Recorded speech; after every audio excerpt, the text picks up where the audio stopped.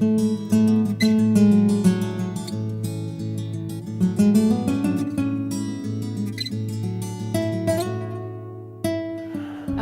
tarda. Estem a punt de començar el setè debat del cicle Valor sobre la construcció del valor de la ciutat, concretament amb el subtítol Monuments per fer, cal fer-los. I primer de tot és de rigor agrair a la Joana, que no està avui aquí, al Jorge i a Virreina per obrir aquest espai de discussió i, evidentment, a tots els presents. Sabeu, o si no sabeu us ho dic ara, que no es tracta de conferències, sinó que són debats, de manera que el que farem serà simplement donar com un tret de sortida amb algunes idees sobre la taula i es tractaria de que de seguida entrem tots els que vulgueu. Esteu més que convidats a opinar i a dir el que vulgueu. Llavors, jo bàsicament el que faré serà, intentaré acotar una mica, perquè em semblava que entre el camp que obria el títol genèric del cicle i el del debat d'avui, diguem que el títol del debat d'avui no és una simple especificació, crec, del títol genèric. I em sembla que potser valdria la pena veure què és el que passa en aquests dos casos i intentar apuntar com qüestions que puguin ser interessants per parlar avui, no? És a dir, si prenem el monument com a motiu principal del debat, com a eix vertebrador, en primer lloc podríem fixar-nos en aquesta noció de valor i crec que és molt encertat utilitzar el terme construcció quan es parla de valor, ja que el valor és quelcom que efectivament es pot construir mitjançant tota una sèrie de mecanismes. Tot sovint tenen a veure amb la separació, amb la distància, amb l'obscuritat, amb l'acumulació de tensió sobre quelcom. I llavors potser estaria bé veure efectivament com funciona el monument en relació a aquesta noció de construcció de valor. I efectivament entren molts tipus de valor en joc, el valor monetari, el simbòlic, però potser els que serien més interessants en aquest cas particularment seria, a part del valor ètic, en tant que Barcelona és una ciutat turística i el monument efectivament contribueix a la construcció d'aquesta imatge i el monument té un paper fonamental en la construcció del valor de Barcelona en tant que imatge, estaria bé preguntar-nos si estant com estem nosaltres en una ciutat que viu sota una pressió tan exagerada, sota aquest focus de l'experiència turística,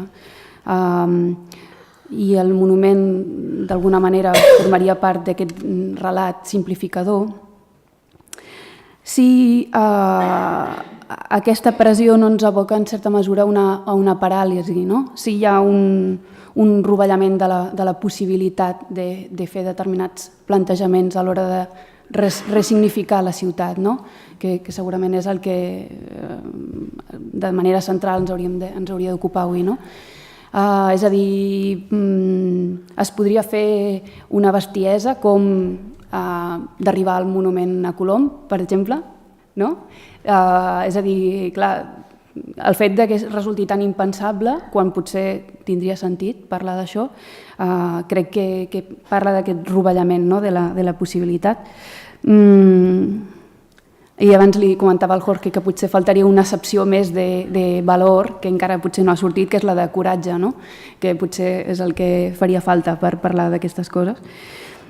Bé, i en segon lloc, el títol específic del debat avui apunta, crec, o ja dona per sentada la crisi de la noció de monument, aquest cal fer-los, I La sensació que tinc és, almenys en contextos en els que no és estrany parlar d'aquestes coses,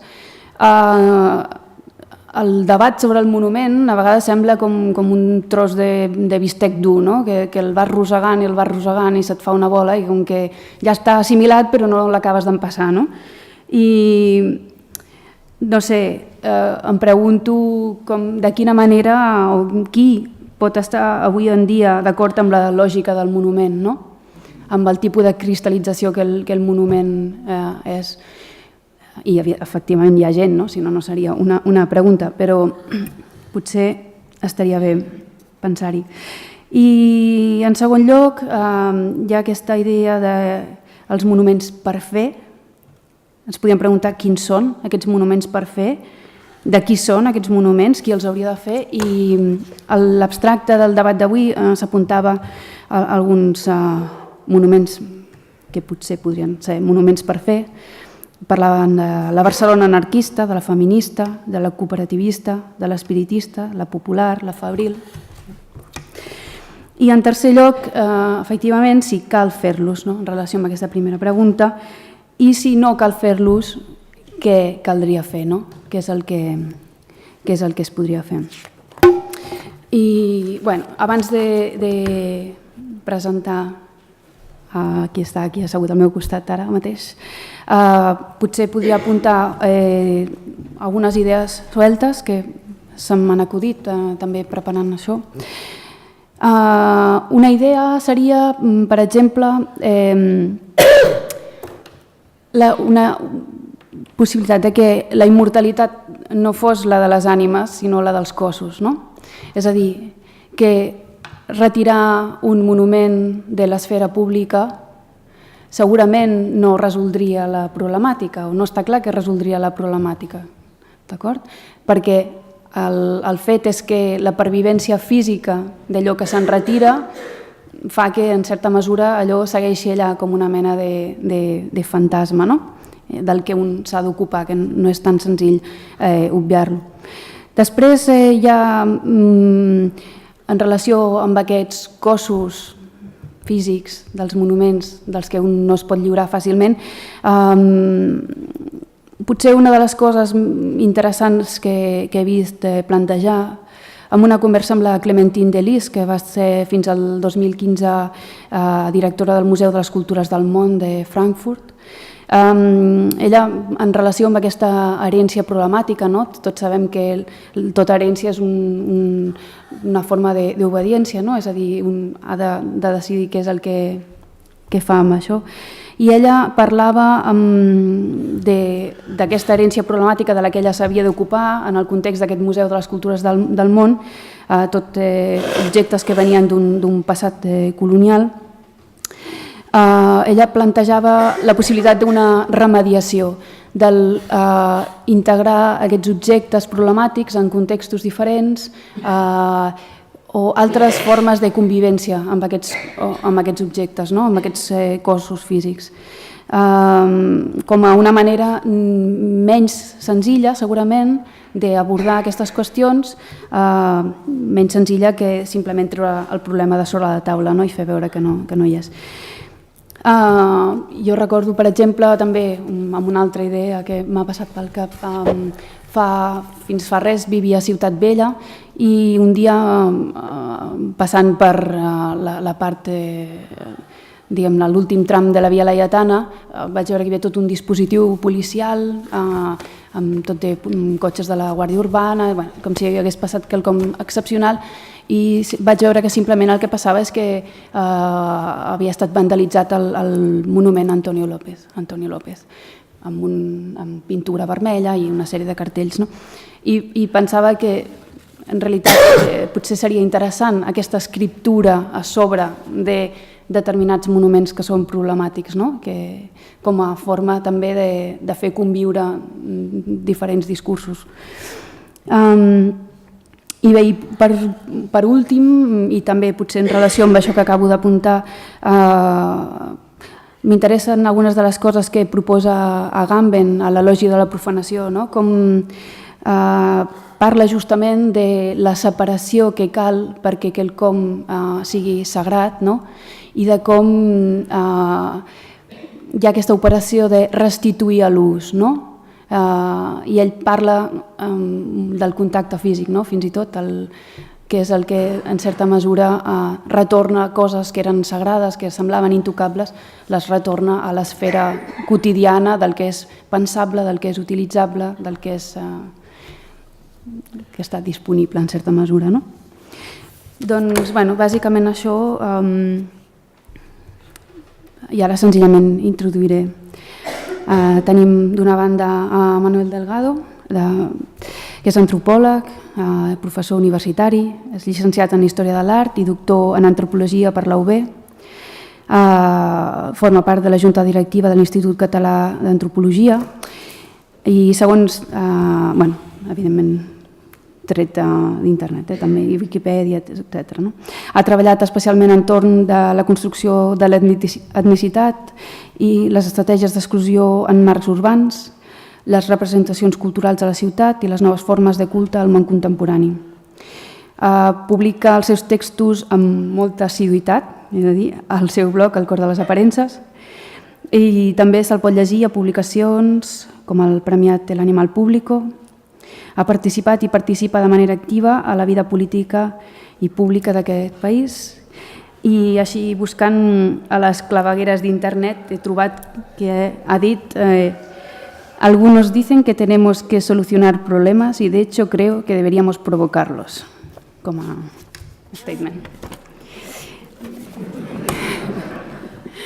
I en segon lloc tenim aquí a Ricard Vinyes, que és historiador i professor universitari, catedràtic d'Història Contemporània de la UB, concretament. Ha comissariat de nombroses exposicions, ha escrit diversos llibres en relació a conflictes històrics contemporanis i en relació a polítiques i institucions memorials. Per exemple, podríem esmentar l'exposició Les presons de Franco, al Museu d'Història de Catalunya, o el llibre Irredentes, las presas políticas y sus hijos en las cárceles franquistes. També escriu amb assiduïtat a la premsa, ha presidit la comissió redactora del projecte del Memorial Democràtic i la comissió redactora de l'Institut de la Memòria del Govern Basc. És vocal de la comissió d'experts per a la revisió del Valle de los Caídos i actualment lidera el comissionat de programes de la memòria de l'Ajuntament de Barcelona. I també he trobat una nota així particular, que pas diu en petit comitè, sembla, de fet, diu, us ho diré així perquè són pocs. Es veu que vas dir que Ferrer i Guàrdia era el que avui dia es diu un pijo.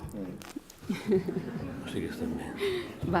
Doncs, si us sembla, podríem començar, no sé si algú dels dos, Manel, tu deies?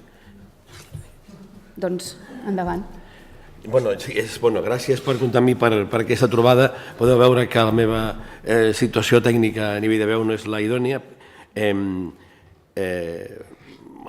fa feliç compartir una estona amb vosaltres per parlar d'un tema que realment m'interessa molt i que espero que el tipus d'aportacions que pugui fer puguin resultar, si més no, pertinents. Això dels problemes, perquè si algú l'interessa, bàsicament, de fet, era una evocació d'una cosa que diu en Gilles Deleuze, que és que un problema mai és un obstacle.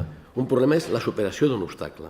Ho dic perquè perquè això té a veure amb una mena de fòbia creixent als conflictes, una mena de conflictofòbia que inclús genera una certa oferta acadèmica de resolució de conflictes, quan, si més no, els que som fidels a la tradició conflictualista estem convençuts que el que realment és la matèria primera de qualsevol forma de prosperitat humana, intel·lectual, social, no pot ser justament sinó el conflicte. I ho dic per aclarir-ho, perquè tot i que sigui subscrivible, descontextualitzat tampoc s'entén gaire, però sí que realment hem de superar obstacles, és a dir, hem de plantejar problemes. I el tema em sembla realment suculent, inclús a banda de la seva concreció particular, que crec que és la que centra la trobada d'avui, sobre què és el que convé fer, com fer-ho. Jo realment trobo, i per això d'una forma o altra suggeria que se'n deixés parlar primer a mi, perquè, home, el que jo puc fer d'entrada és una mena de reflexió en veu alta a propòsit de què és un monument, que trobo que és una qüestió prou important, que ens hauria d'obligar a posicionar-nos i definir bàsicament de què estem parlant. A mi hi ha conceptes que a vegades es posen en circulació i que em sobten perquè no entens del tot mai quin és el fonament que tenen, que va ser Pierre Nora qui va popularitzar, perquè realment ho va popularitzar, un concepte que s'utilitza d'una forma recurrent, que és el de lloc de memòria. I és un concepte que a mi sempre m'ha sobtat, perquè no arribo a entendre quins són els llocs que no són de memòria. No sé si compartiu amb mi aquesta premissa, però jo penso sincerament que lloc de memòria és un pleonasme. Dir aquí, en qualsevol circumstància, en qualsevol context, en relació a qualsevol espai, és, de fet, reconèixer en aquest indret, aquí, allà, justament la forma com es vincula el passat i el present. Imaginem-nos que una mena de privilegi extraordinari ens permetés organitzar el nostre aire, que són, no sé, rutes turístiques, que de sobte tinguéssim el privilegi, encara que fos per caprici, d'organitzar una de les rutes que du a terme aquests autobusos de 2 pisos que veiem circular per la ciutat i que ho fes a partir d'una mena de plànol, d'una mena de cartografia de la que els elements fonamentals, els punts de referència, els punts forts del recorregut, allò que ha de ser mirat, allò que realment mereix el comentari que sentim per l'interfon aquell que ens posen, fos alguna cosa que tingués que veure bàsicament amb la nostra pròpia memòria. Imagineu-vos que poguéssim fer que aquest autobús anés per als carrers de la ciutat, de la nostra ciutat de Barcelona, i preferentment del nostre barri. No sé, si volgueu imaginar-vos-ho, on s'aturaria? On diríeu aquí i allà i què explicaríeu d'aquí a aquí, d'aquí i d'allà? I de fet a la pràctica estaríeu fent un recorregut per monuments, tot i que evidentment no els veuria ningú. Serien monuments invisibles, potser, no sé, una font, un banc, el lloc on hi havia un cinema que ja ha desaparegut. O sigui, tothom té bàsicament aquesta mena de cartografia al seu cap. Si féssim una recerca etnogràfica fonamentada amb aquesta metodologia dels passejos comentats, consistents en anar pel carrer amb una persona, amb un informant, i convidar-lo a seguir un itinerari al seu arbitri i aturant-se amb els llocs que troba indicatius, significatius, eloqüents de qualsevol cosa, el que produiríem, finalment, si acumuléssim aquest tipus d'experiències, és una mena d'òrdit, d'una mena d'ordimbre immensa, feta tota ella d'entrecreuaments, en què cada un dels punts senyalats és un entrecreuament del present amb el que s'està parlant i del passat al que s'aboca, relatiu al que va passar o al que va estar a punt de passar. I d'igual forma que és l'entrecreuament entre cadascú de nosaltres, de cadascú de qui parla d'aquest recorregut i aquella amb el que es va creuar justament allà. No sé, jo vull, no sé, com una mena d'exercici intel·lectual, no? Els llocs dels primers petons, posem per cas, si em permeteu que em posi una miqueta a cursi. El lloc on van tenir aquelles discussions, van barallar, on van veure una persona per primera vegada o per última vegada. A la pràctica, quan parlem de monuments, estem parlant bàsicament d'això. És a dir, en aquest cas, a partir de que hi ha una instància que té autoritat i té capacitat per establir què és el que mereix la pena ser observat, ser contemplat, de tal forma que el que fa és únicament imposar la seva memòria, que inevitablement és una memòria institucional, sigui qui l'emeti, i que el que fa és, bàsicament, això, assenyalar-nos, fer una mena de creuetes al territori que indiquen aquesta mena d'itinerari fet de la memòria d'aquells que han decidit què hi ha i què no hi ha, què es posa, què no es posa, de qui aixequem una tomba buida, perquè un monument al capdavall és una tomba buida, però també per extensió d'aquí posem el nom d'un carrer, posem per cas d'una font o d'una plaça. La memòria bàsicament és la seva memòria, que evidentment pot ser compartida per una gent, però no ens enganyem, per la immensa major part de persones que circulen o que habiten aquell espai, el més probable és que aquell monument que s'acaba d'aixecar o que ja s'havia aixecat sigui un autèntic desconegut. Si ara féssim una enquesta pel carrer i preguntéssim de qui és l'estàtua que hi ha al final de la Via Laietana, que sabem que és l'estàtua d'Antonio López, la que haurien de tastar, la immensa major part de persones no ho saben. I a més tampoc els importa, és un pavo amb un cavall, posem per cas. Jo vaig passar tota la meva infància jugant al cavallo, que després de molt de temps vaig descobrir que era una estàtua de Sant Jordi que estava ubicada a prop del poble espanyol de Montjuïc. I era l'escenari de la meva vida quotidiana, o sigui, la meva vida, diguem-ne, d'adolescent i de nen girava entorn justament a un monument que durant tota la meva vida vaig pensar que estava dedicada a un cavall, del que ara recordo vagament que aquí hi havia algú sobre.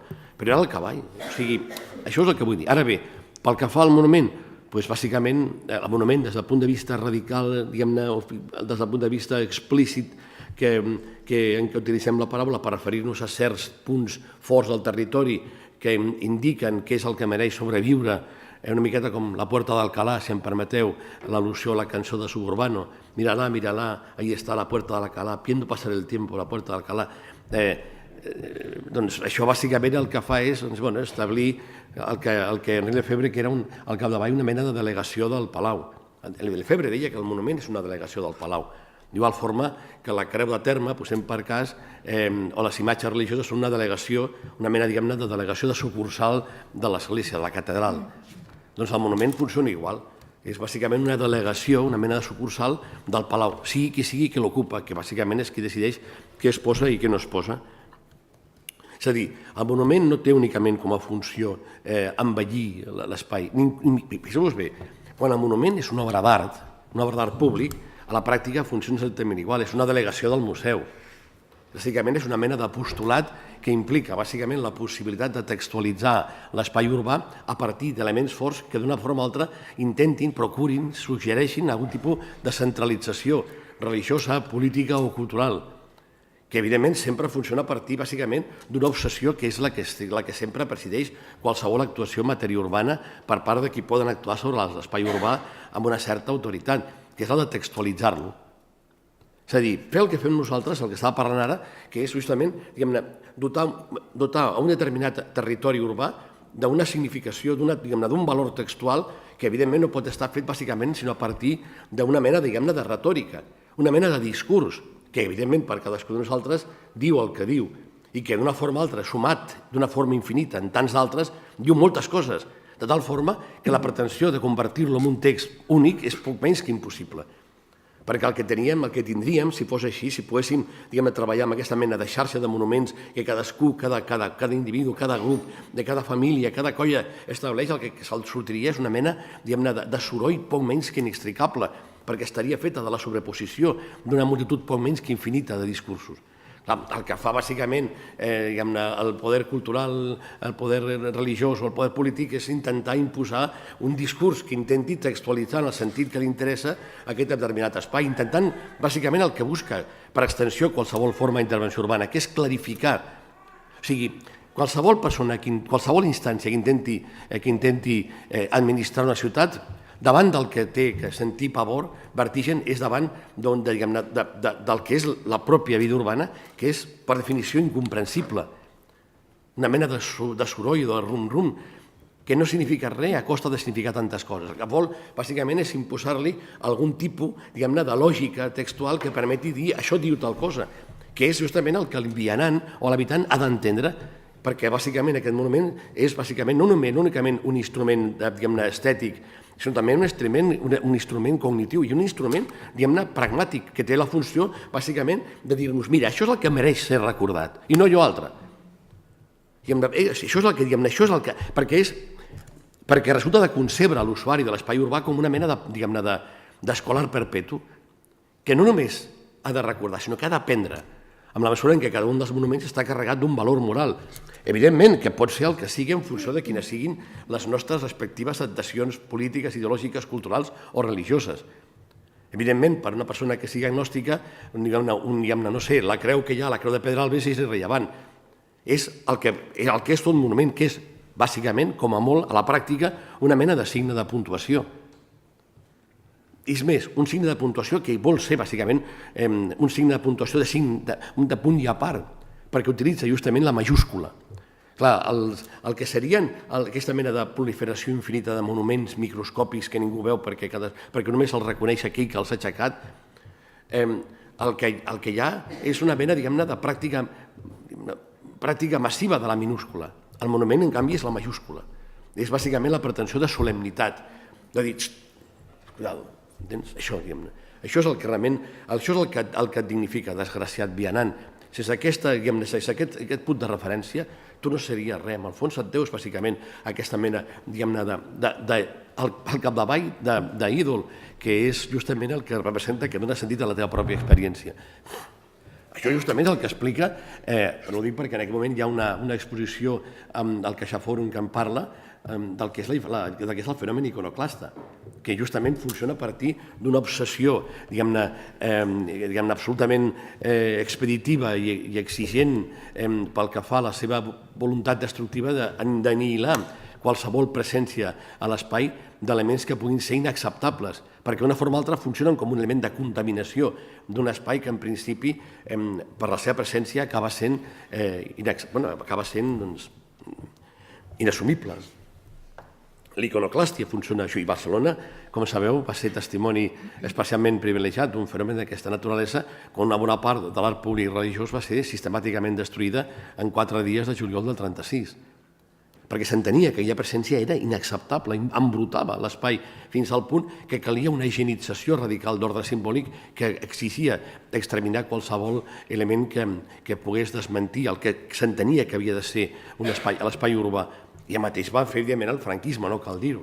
Clar, evidentment, qui mana en cada moment destrueix, diguem-ne, els ídols dels altres i col·loca els seus. Però això no implica cap judici moral, o sigui, això és com és i tal. Aleshores,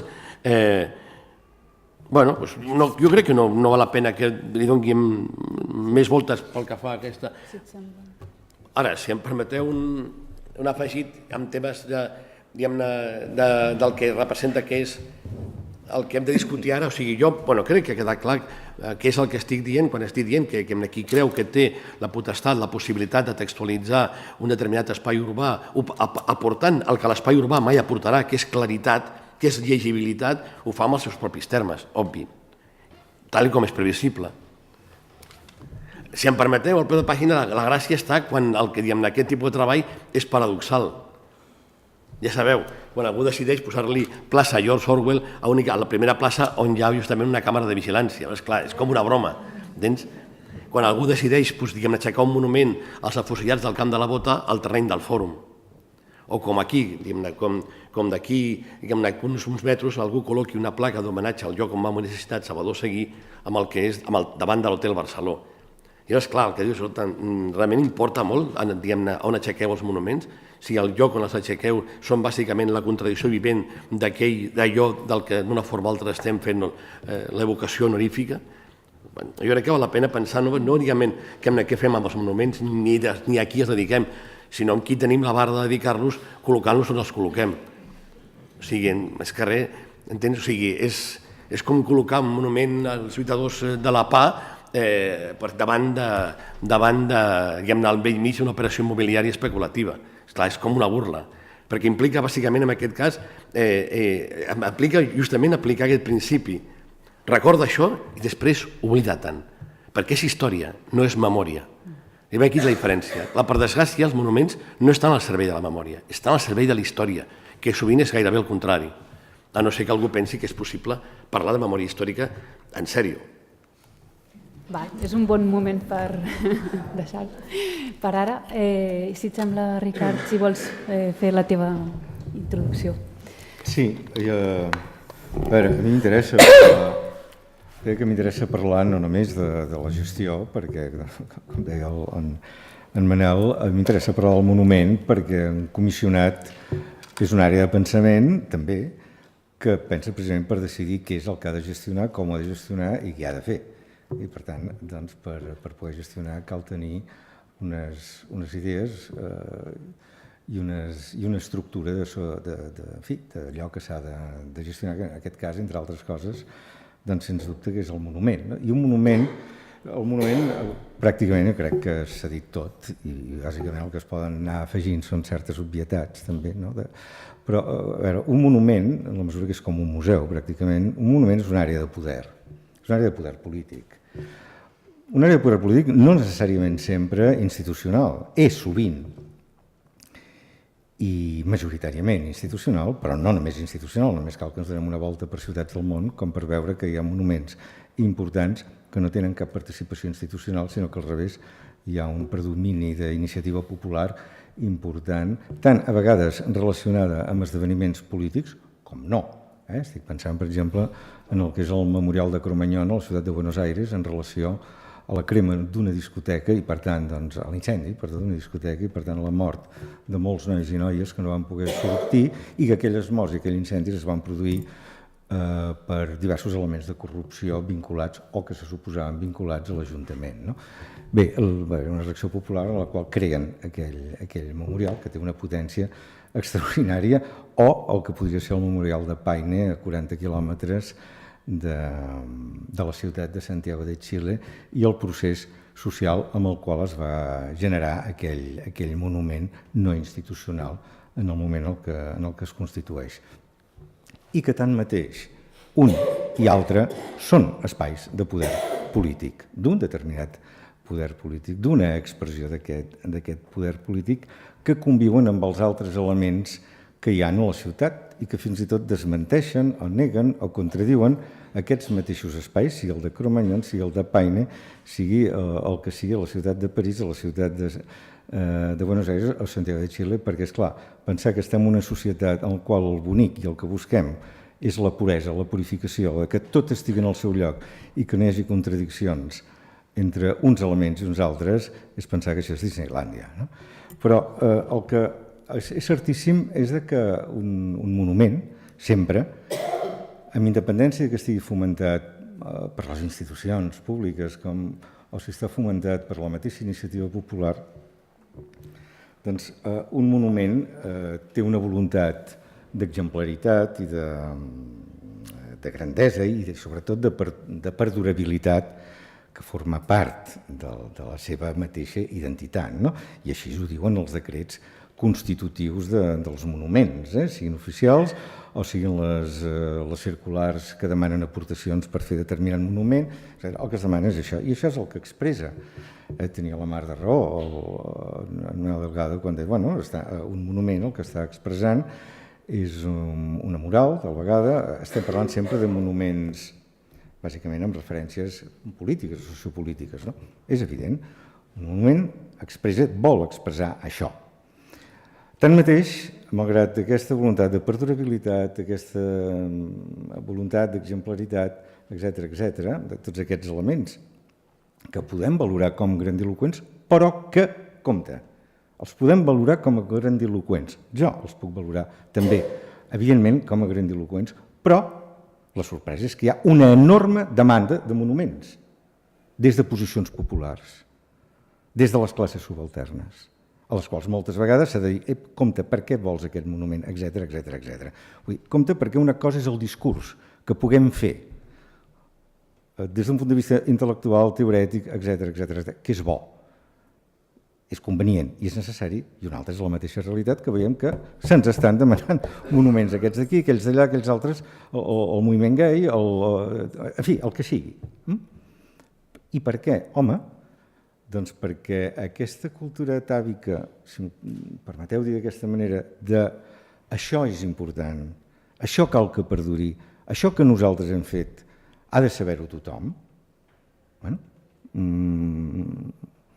L'experiència ens mostra que això és real, que això és viu. Una altra cosa és que ho acceptem o no ho acceptem, però l'experiència ens mostra que això és així, és real. I tanmateix, malgrat aquesta voluntat de perdurabilitat, de grandesa, d'exemplaritat, etc., doncs, home, la famosa reflexió, no sé, que suposo que molts de vosaltres coneixeu, de Robert Musil, dient que poques coses hi ha més invisibles que un monument, és absolutament cert. A més, Musil ho explica amb una metàfora molt bonica.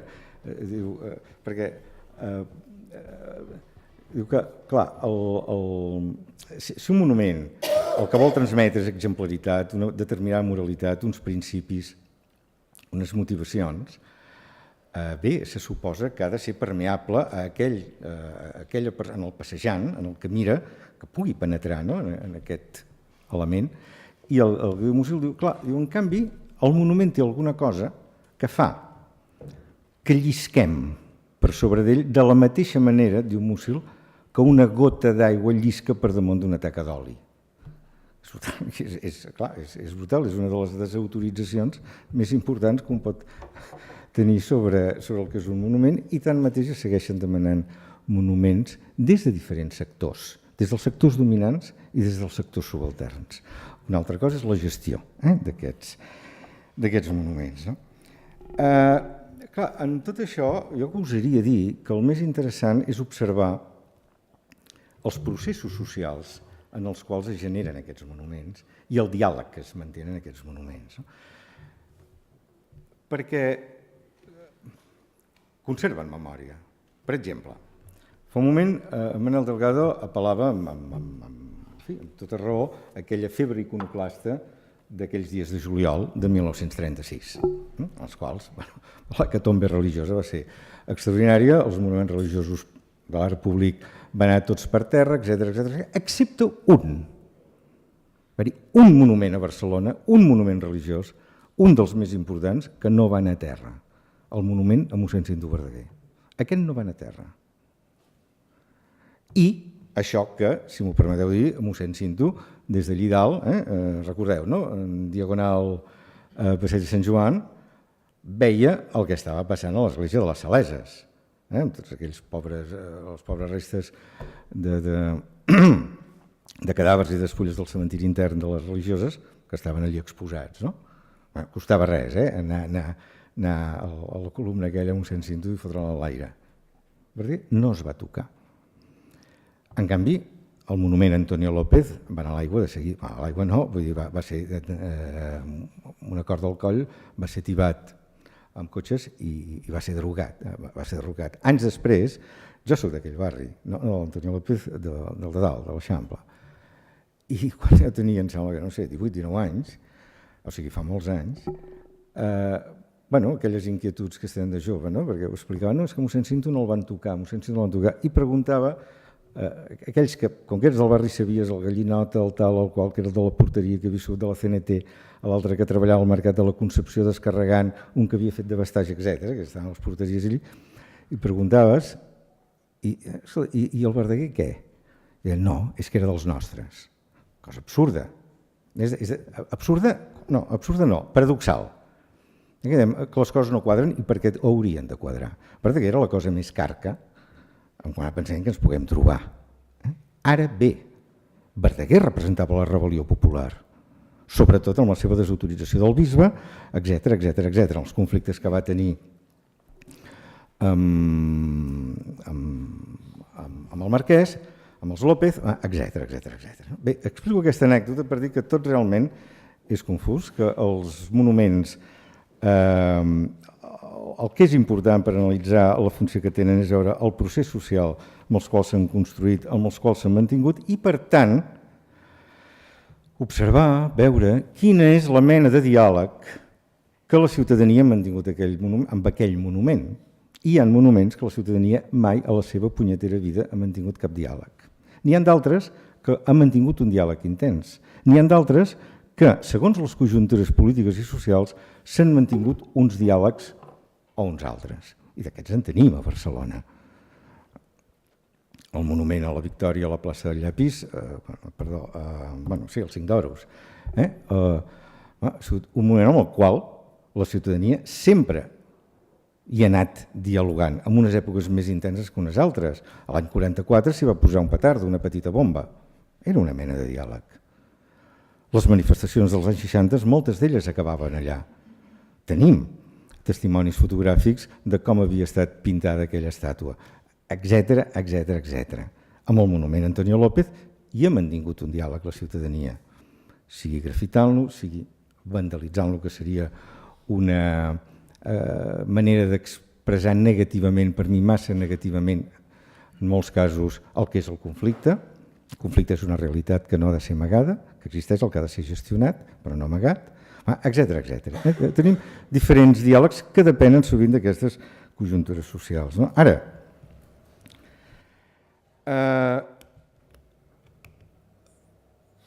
el cert és que el fenomen, per què és també un fenomen? El fenomen del monument ha generat molta reflexió. i reflexions molt riques, que han portat a veure quin altre tipus de monumentalització o d'expressió d'aquelles exemplaritats que aparentment es desitgen en moments determinats, insisteixo, per a les institucions o no, es poden realitzar. Per exemple, tenim el corrent que van encapçalar Joachim Gertz o Horst Heusel, amb el corrent alemany que es deien ells mateixos antimonuments, el corrent dels antimonuments, però que en definitiva estaven defensant una forma particular de fer visible allò que es considera exemplar amb instruments diferents als convencionals del segle XIX, per no anar més enrere. En molts casos, les seves propostes han estat simples projectes. Per exemple, posaré un exemple rapidíssim. És probable que molts conegueu el monument que hi ha a Berlín, alçat després de la caiguda del mur de Berlín, el monument que hi ha al jueu europeu assassinat, que finalment ha estat un monument que es va otorgar a Peter Eisenman i que són aquells cubs amb 125 metres, perdó, a mitja hectàrea, em sembla que és amb aquella dimensió important i aquell terra que oscil·la i que es passeja per dins d'aquella galeria, un monument de Peter Eisenman. Bé, van haver-hi 2 etapes de projectes per fer el monument del jueu assassinat d'Europa.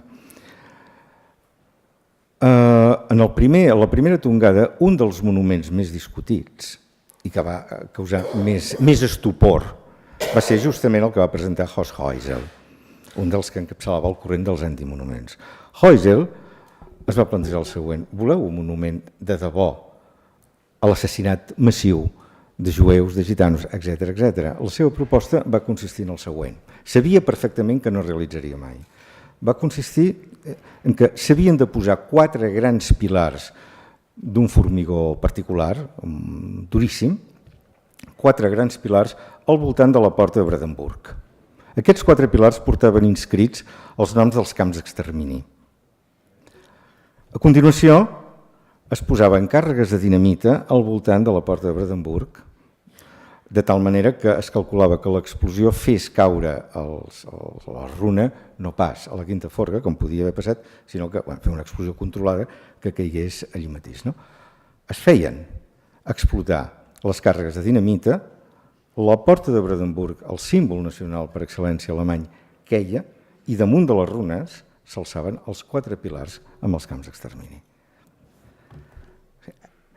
Aquest és un dels monuments que són sempre visibles.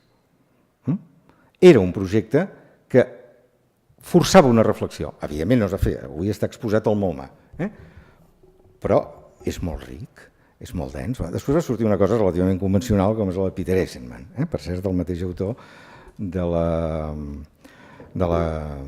Ciutat de la Cultura que va encarregar Frager i Barne a Galícia en el mateix Eisenman, i que allí es veu que és aquest, que és molt convencional, en definitiva. Però em refereixo a tot això perquè, clar, sobre el monument tenim la sort, aquesta, que s'hi ha generat molta reflexió i que, per tant, el podem gestionar d'una manera o una altra. Dit això, en la meva opinió, no ha d'haver-hi més monuments, almenys a la nostra ciutat. Una altra cosa és, una cosa és dir que en la meva opinió no ha d'haver-hi més monuments i l'altra és que hi hagi peticions que s'hagi de fer monuments a un moment determinat. Com el gestionem? És una pregunta i són diverses decisions que s'han de prendre. Què s'ha de fer, per exemple, amb el monument relatiu a Antonio López? La posició del comissionat és que aquest monument no correspon a la ciutat de Barcelona pels motius que estava explicant abans d'exemplaritat. Els temps passen, les relacions socials canvien, les relacions laborals canvien, etc. L'exemplaritat de la seva manera de fer fortuna avui no té sentit, almenys per una part important de la societat barcelonina. En conseqüència, més que no pas treure aquell monument, potser el que calgui és intervenir en aquell monument per no deixar un espai buit i sense memòria. En aquests moments el que s'està fent, d'acord amb l'Observatori Europeu de Memòries, és el següent. S'ha ofert s'ha ofert i s'està practicant, en els alumnes del màster de la Facultat de Belles Arts de la Universitat de Barcelona i en els alumnes de l'École des Hautes Études d'Arquitectura de Lió, els alumnes del màster, se'ls ha posat com a projecte de carrera reflexionar sobre la plaça i aquest monument. Entre ambdós universitats, entre els dos màsters, estan entrant en diàleg. A Barcelona ja s'ha fet un primer seminari, a Lió se'n va fer un altre al cap de 3 dies. En ple procés s'hi aniran incorporant les entitats del districte i sortirà la proposta que surti. Aquesta proposta no és vinculant de cap de les maneres, però com a mínim el que ens haurà interessat és el procés. Tindrem més elements per prendre més decisions. I bé, de moment res més i perdona si m'he allargat. Doncs si us sembla, jo crec que hi ha bastantes coses sobre la taula ja. No sé si algú de vosaltres, Manel, vols contestar alguna cosa. A veure, jo per exemple he vist, Manel per una banda apuntava aquesta qüestió de que realment hi ha una certa indiferència avui dia sobre la major part dels monuments que hi ha a l'espai urbà d'una ciutat com Barcelona, no? Que per molta gent el monument és, no sé si invisible, però en tot cas no significa res en particular.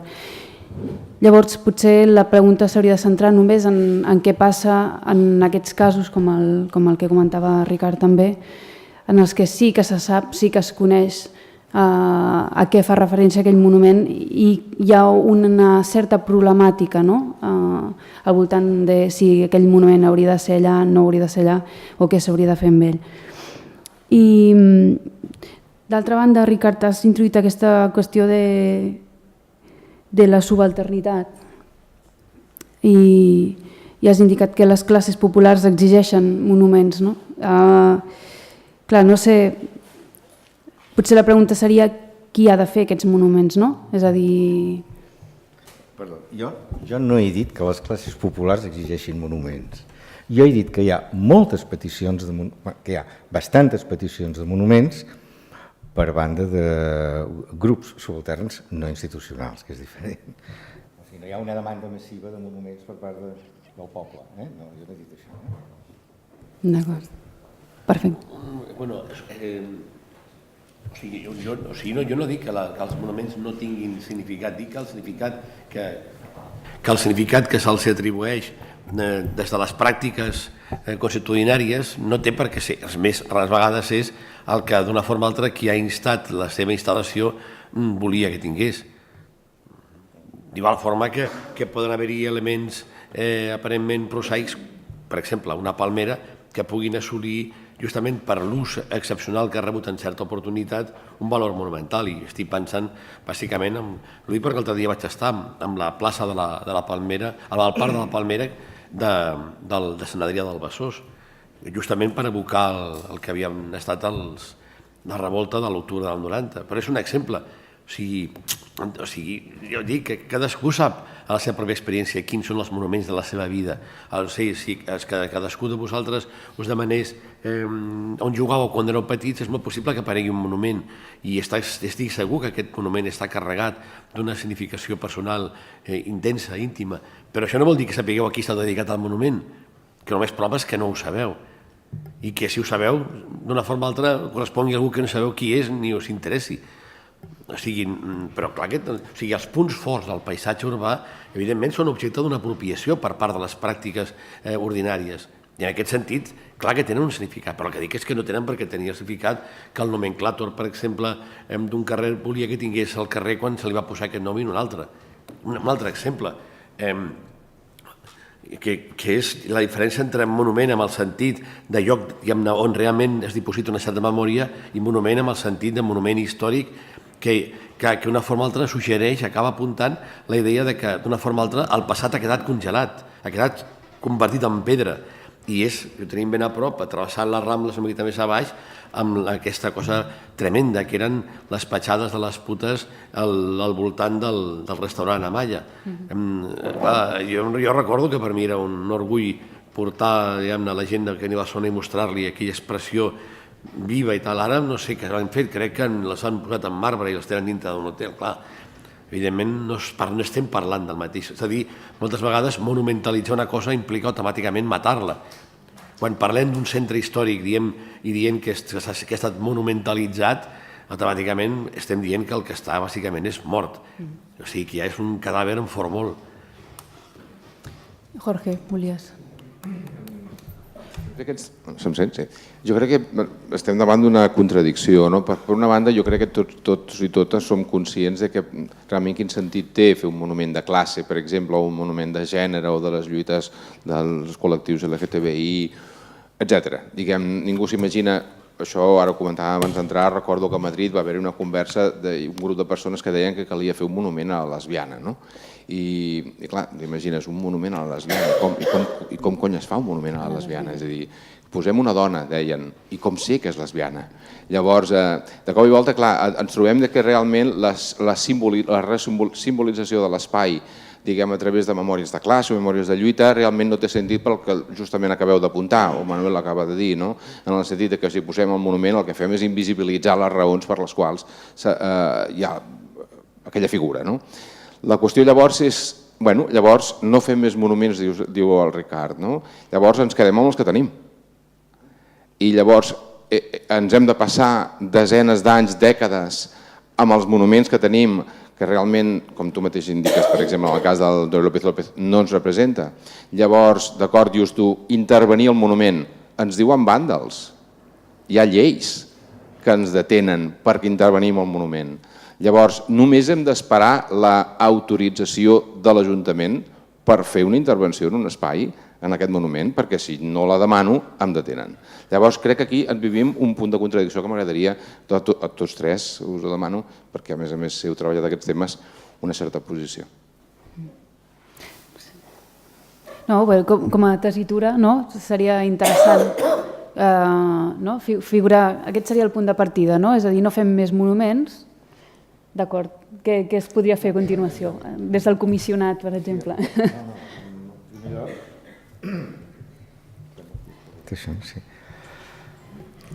Mira, sincerament és que està molt interessant el que tu plantejaves, sobretot al començament, quan estaves iniciant la pregunta. A mi realment el que m'interpel·la més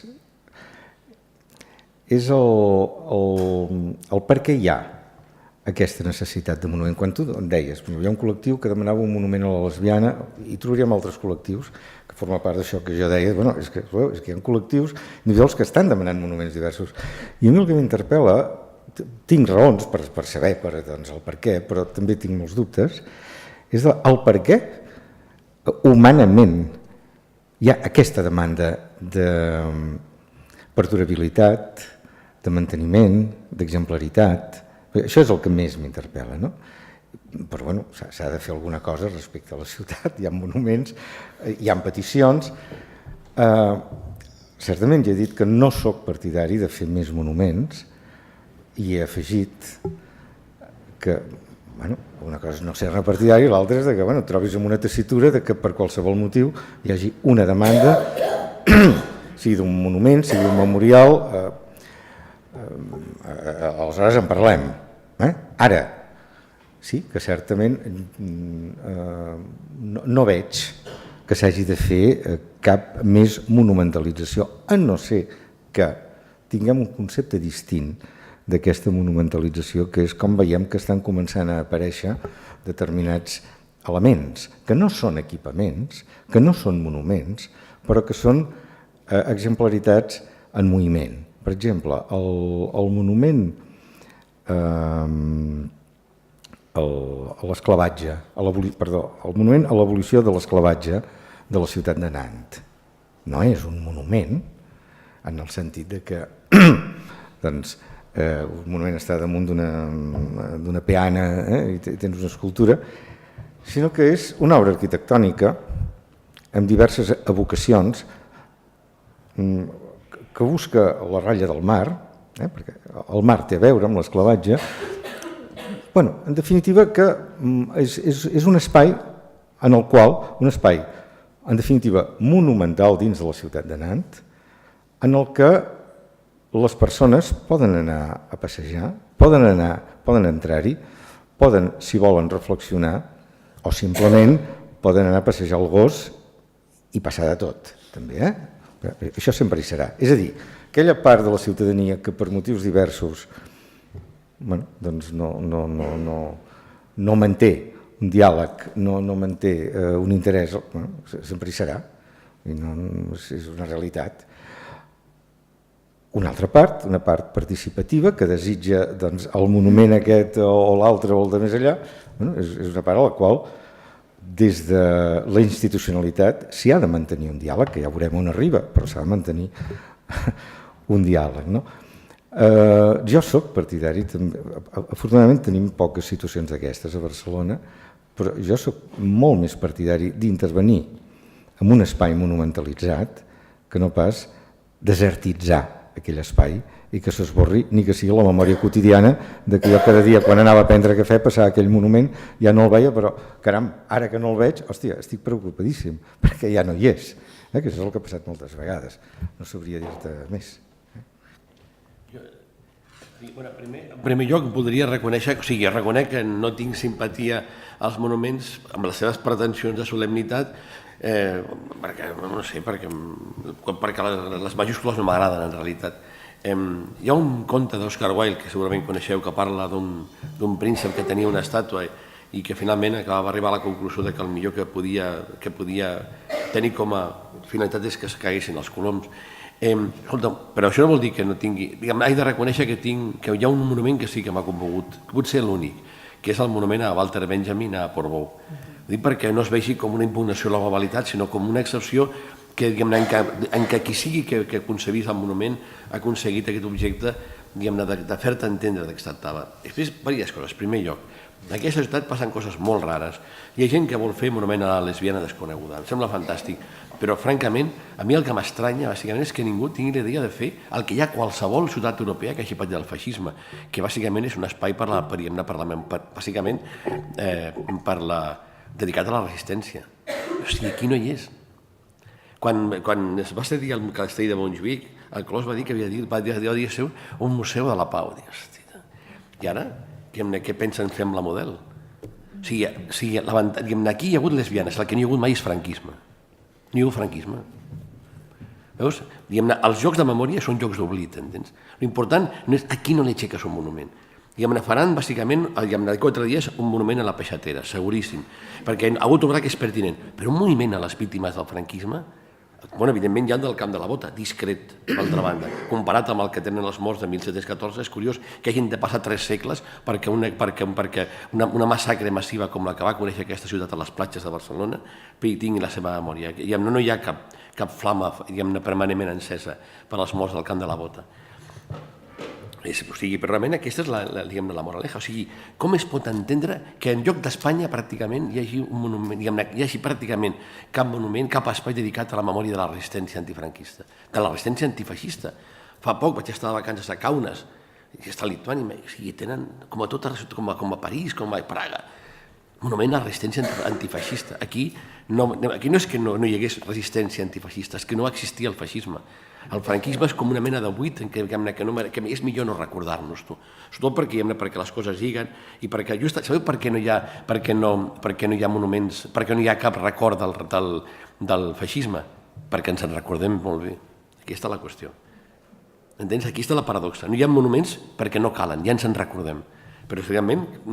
Però potser no ens en recordem precisament perquè no... No, clar que jo me'n recordo perfectament. Jo no hi ha monuments perquè cada cop se'n recordi menys gent. I al final acabarem convençuts que el franquisme va ser un malentès. És veritat. I un exemple pràctic, mira, fa apenas uns mesos es va signar un acord d'intervenció al que és la desembocadura del Besòs, la part que queda per d'una forma alta redimir del que havia de ser el Pla de la Ribera, és a dir, tot el que hi ha des del Fòrum fins pràcticament a Badalona, que encara està per fer. És curiós, al cap de 4 dies, Endesa generosament regala les 3 xemeneies de la tèrmica. Què faran amb les xemeneies de la tèrmica? El màxim que podem aconseguir, justament perquè s'acompleix l'aniversari aquests dies, és que alguna placa recordi a Manuel Fernández Márquez, que va ser un treballador assassinat l'any 73 a les obres de la tèrmica del Besòs. Potser li dedicaran una placa, però no ens enganyem. Les xemeneies serviran justament com a complement del que serà inevitablement per fi poder acabar amb l'operació de reforma d'aquesta part del litoral, que evidentment implica més intervencions immobiliàries, més actuacions culturals i, si és possible, acabar d'una vegada per totes amb la mina, que és justament el gra del que no volen recordar-se. Tot i que igual fan algun dia un monument al que hi era la mina, perquè igual els farà gràcia que algú se'n recordi. O sigui, sabeu què és el que és possible que facin a les Tres Xemeneies? El que està fent, bàsicament, monumentalitzant tota mena de centres, de fàbriques, que van ser fàbriques i tal, i que de sobte es converteixen en centres culturals. Quan es converteix una fàbrica en un centre cultural, què s'està dient? Quina és la moraleja? Quin és l'exemple? Quina és la conclusió a la que s'arriba? Està dient, què? Mireu la farinera, mireu l'Espanya industrial, què? Mireu, llibres, cultura, gent estudiant, neteja, asèpsia. I penseu, què és el que hi havia? Greix, fum, obrers, lluites. Hem vençut.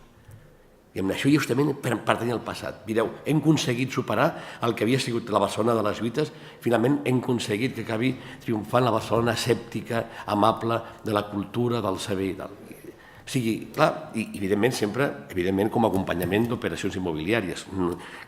Això, fixa, evidentment, no es pot parlar de la maquinista sense parlar, de la Sagrera, que és el que estic dient, és a dir, no es tracta, de monuments, es tracta, d'on els poses, i de què fas amb ells, i a ressignificar l'espai, perquè per fer-te oblidar del que hi ha al voltant, pensar que col·locant un monument a les brigades internacionals com hi ha el túnel de la Rovira te n'oblides bàsicament de què va significar l'apertura de les rondes i per qui va servir i per què.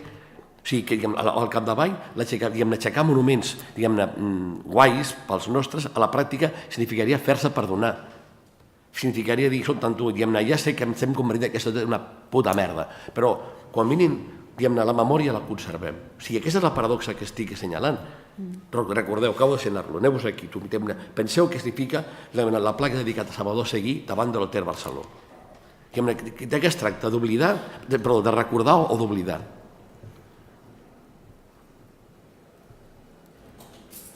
Si vols.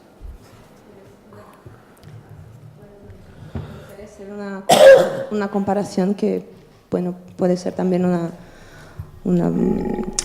algo para iniciar un otro debate, que es, otro día yo estaba sentada aquí tomando el sol en esa plaza con un montón de turistas, y ese día estaba, cuando el sol se fue, estaba un poco más nublado, ¿no?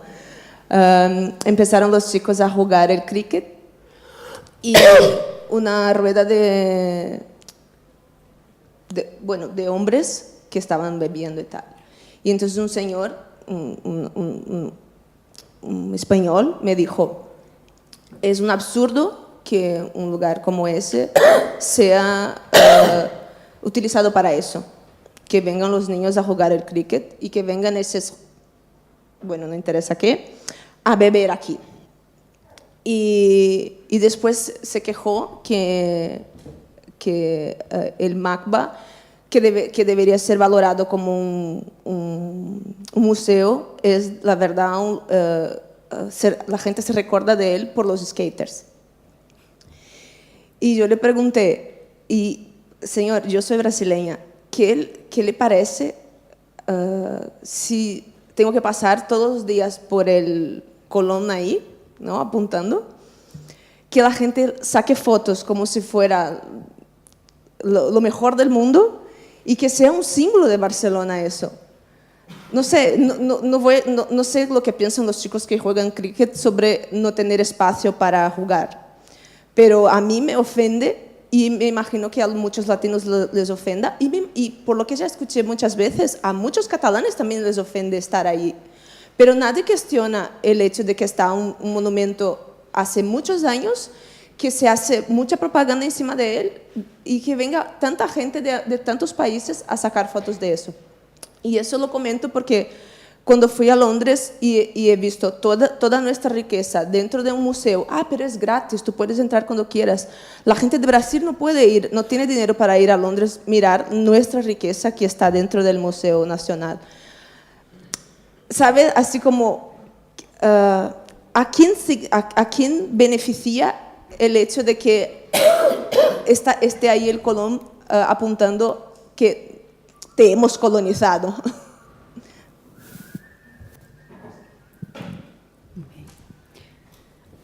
Jo igual introduir una cosa més, a veure si... Parlant d'aquestes noves formes de treballar amb la memòria, no? Ara em venia al cap, per exemple, quelcom que s'ha fet amb motiu de la remodelació d'alguns dels mercats de la ciutat. Per exemple, s'ha utilitzat la mediació d'artistes per, en certa mesura, tranquil·litzar, apaivagar els ànims de la gent que considerava que estava a punt d'haver-hi una pèrdua de determinades coses que per ells eren importants, no? Memòria viva, que tenia a veure amb les parades, amb determinades dinàmiques que estaven a punt de perdre's quan posessin el capravo de rigor, no? I a mi em sembla que, per exemple, aquest és una intervenció que deies als nostres, no? De coses fetes amb aquesta sensibilitat, de buscar altres maneres de commemorar, altres maneres de treballar amb el que canvia en el teixit urbà, que també són problemàtiques, perquè en certa mesura funcionen com si fos una mena de vaselina de l'operació immobiliària o de la remodelació, no? És a dir, no us preocupeu que aquí hi ha algú que s'ocuparà de que no es perdin determinades coses, no? I farà que al final, clar, tots pensem en el Danny Caravan, amb el monument del Walter Benjamin a Portbou o no sé, les plaques del Boltanski a Berlín. Però al final també són coses que són estilístiques, no? I punt. És a dir, no hi ha tanta diferència entre això i un monument clàssic. És a dir, que també hi ha tot sovint aquesta operació de tranquil·litzar, de tranquils que en certa mesura ja està, queda més o menys resolt amb aquesta operació. I aquest paper que fan els artistes sovint en relació a aquests processos jo crec que és molt problemàtic. És a dir, evidentment és molt interessant estar reflexionant sobre altres maneres de commemorar, altres tipus de monument, però no està clar que això resolgui el problema de fons. No sé. És que ningú ha dit que es busquin solucions. A veure, un monument, si es fa, ja he dit jo el que pensava als monuments, un monument sovint el que expressa és un conflicte.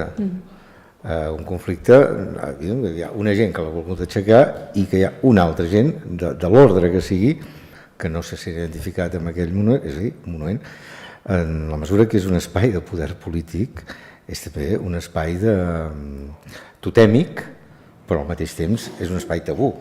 És a dir, ajunta i rebutja les dues coses. Vull dir, tots tenim presents símbols que a vegades estan expressats única i exclusivament amb colors, com és el cas de les banderes, que ens poden unificar o ens poden generar simplement rebuig per les vivències, pel que sigui. Ara, vull dir és que la pretensió de resoldre, la pretensió de solució, jo crec que aquesta és la pretensió que ha de desaparèixer.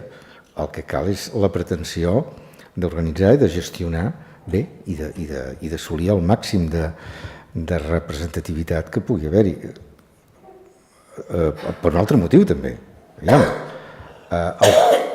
Si a la societat no hi ha consens, i aquest és un fenomen humà, si a la societat no hi ha consens, per què dimonis ha d'haver-hi consens amb els monuments i amb els noms dels carrers? No té per què haver-n'hi. Una altra cosa és que ens entenguem i ho gestionem i arribem a acords o no, i en fi, ens organitzem de la manera que sigui, però és un reflex del que hi ha. És això, no? I, per exemple, respecte d'aquestes peticions que arriben al comissionat... Bueno, A veure, les peticions que arriben, afortunadament, a Barcelona hi ha un protocol, hi ha una comissió, per exemple, si és de noms, doncs hi ha la ponència de nomenclàtor, que és una ponència bàsicament d'assessorament tècnic i amb un plus també d'orientació, no només d'assessorament, sinó també d'orientació, que valora què significa aprovar un nom o canviar el nom d'un carrer. Què significa en el sentit de, doncs, si és un carrer que té 400 números, això afecta a tantes vivendes, la qual cosa vol dir que els que tenen hipoteca han d'anar al notari, pagar uns diners i canviar el nom del carrer, per exemple. Aleshores això es valora, si es fa, no es fa, que els comerciants es queixen perquè han de canviar el seu nom a les factures, etc. Clar, segons les conjuntures polítiques, això no causa cap problema. Quan el 1980 es van canviar 50 i tants noms de carrers de Barcelona, no va haver-hi un botiguer que es queixés, almenys de manera notòria. General Mola va anar fora, General Sanjurjo, tot això va anar fora, no va haver-hi massa terrabastall. Passats els anys, quan has començat a intentar canviar noms de carrers, es munten uns sidrals considerables, perquè també es perceben les incomoditats que generen en el que viu en aquell carrer com unes incomoditats a les que l'usuari, el ciutadà, no està disposat a tenir. Ara, probablement en una altra conjuntura política, en una determinada conjuntura política, aquell usuari estaria disposat. Depèn molt d'això. Per això parlava abans de processos socials. I pel que fa als monuments, doncs hi ha un protocol, que és la Comissió d'Art Públic, que fa això, també fa unes valoracions tècniques sobre aquest monument, què es fa, què es deixa de fer, i després hi ha la valoració també política de si és convenient o no és convenient fer aquell monument. Si un col·lectiu fa la proposta d'un monument, en la meva opinió, necessàriament s'ha d'escoltar aquell col·lectiu i després prendre la decisió que sigui, però no es pot rebutjar una proposta d'entrada perquè a mi no m'agradin els monuments o perquè no m'agradi aquell nom, en absolut. Allò es pren en consideració, hi ha aquests protocols i s'arriba a una decisió. I va així. Si podeu passar-li... tens? Jo torno al mateix. A veure, no caldria desartistitzar el monument de manera que realment poguéssim intervenir-lo. Perquè realment la llei de patrimoni no ens permet intervenir el patrimoni perquè té un valor artístic i per tant estem atacant, vandalitzant, etc. No caldria realment que l'Ajuntament pensés una fórmula per no pensar els monuments en clau artística i per tant qualsevol diàleg que d'una manera elegant en el sentit, diguem, tu dius que és un diàleg, en realitat és tot el contrari, però bueno, tu ho vesteixes de diàleg, no? Però en realitat, si jo vaig a un monument i intento realment retextualitzar, posar un nou text en aquell monument, el problema que tinc bàsicament és que en nom de l'art se m'està impedint. Llavors, com podem? Per exemple, un debat que va haver-hi als anys 90 era l'art efímer, és a dir, el monument efímer que d'alguna manera podia trastocar aquesta idea d'immobilitat del monument. Però, bàsicament, el que fem és convertir tot allò en un projecte d'art contemporani, en un programa d'art contemporani, i punt. Llavors, com podem enfocar això? Perquè és el debat realment. A Brussel·les, per exemple, hi ha una llei que determinats grups que ataquen determinades figures no són condemnats per la justícia. Aquí això no passa. Per què l'Ajuntament no fa res? Sí, aquest és un tema gros, perquè, esclar, això explica-li a l'artista que ha fet el monument, que aquell individu que es guanya la vida fent coses amb un cert sentit, un significat, més enllà del nostre gust estètic, això és a banda, o del seu, o el que sigui, no? Aquella persona té uns drets damunt d'aquell monument que no són uns drets intocables, però té unes coses a dir respecte al seu monument, sobretot perquè se li ha encarregat. Una altra cosa és quan no s'encarrega una cosa. Quan s'encarrega i es paga, les dificultats augmenten. Per descomptat que té un valor. Té un determinat valor. Si no es paga, també té un valor. Però és un valor diferent. Jo estic totalment d'acord en que la noció de patrimoni, sobre la qual s'hi ha reflexionat també força, se l'ha contradit, i ha evolucionat molt. En la meva opinió hauria d'evolucionar encara molt més. Per exemple, jo no estava d'acord amb, no sé si ets tu que has comentat abans, o potser ho he entès malament, o en tot cas em sentia incòmode davant de la consideració que el patrimoni és allò al qual hem d'obeir. No, jo no estic disposat a obeir el patrimoni. El patrimoni és allò que se'm dona a mi perquè jo faci el que vull. Per això és patrimoni, per això és un llegat. El que jo pugui heretar de qui sigui, i un patrimoni és això. El patrimoni és això, és un llegat. El que se'ns llega hem de poder fer el que calgui. Per aquest mateix motiu, la memòria mai ha de ser entesa com un deure. Mai. La memòria és un dret civil, no un deure. I en aquest sentit és un patrimoni amb el qual podem fer el que considerem necessari segons les nostres conveniències, acordades o no. És veritat, jo tinc la raó, el patrimoni s'hi ha de donar més volta. No crec que sigui una qüestió exclusivament de lleis i de regulacions, tot i que pot acabar amb això. Ara mateix jo no sabria com fer-ho, però sí que és una idea que ha d'estar present en les reflexions del comissionat i de què es fa. Hi ha un moment molt important en tot això. Hi ha un moment molt important que és el moment fundacional, el moment en què es fa un encàrrec, el moment fins i tot previ, el moment en el que es pren la decisió. Sovint els monuments es prenen amb decisions sense preguntes. Per mi hi ha 3 preguntes fonamentals per fer un monument. El què, és a dir, quina memòria volem, el per què, és a dir, per quines raons, per quins valors emprenem aquesta iniciativa i, finalment, a qui es destina aquesta iniciativa? A un col·lectiu d'afectats o a tota la ciutadania? O a la major glòria de les institucions? Si no es fan aquestes 3 preguntes, l'infantament de la decisió n'és tocada, d'entrada. Després,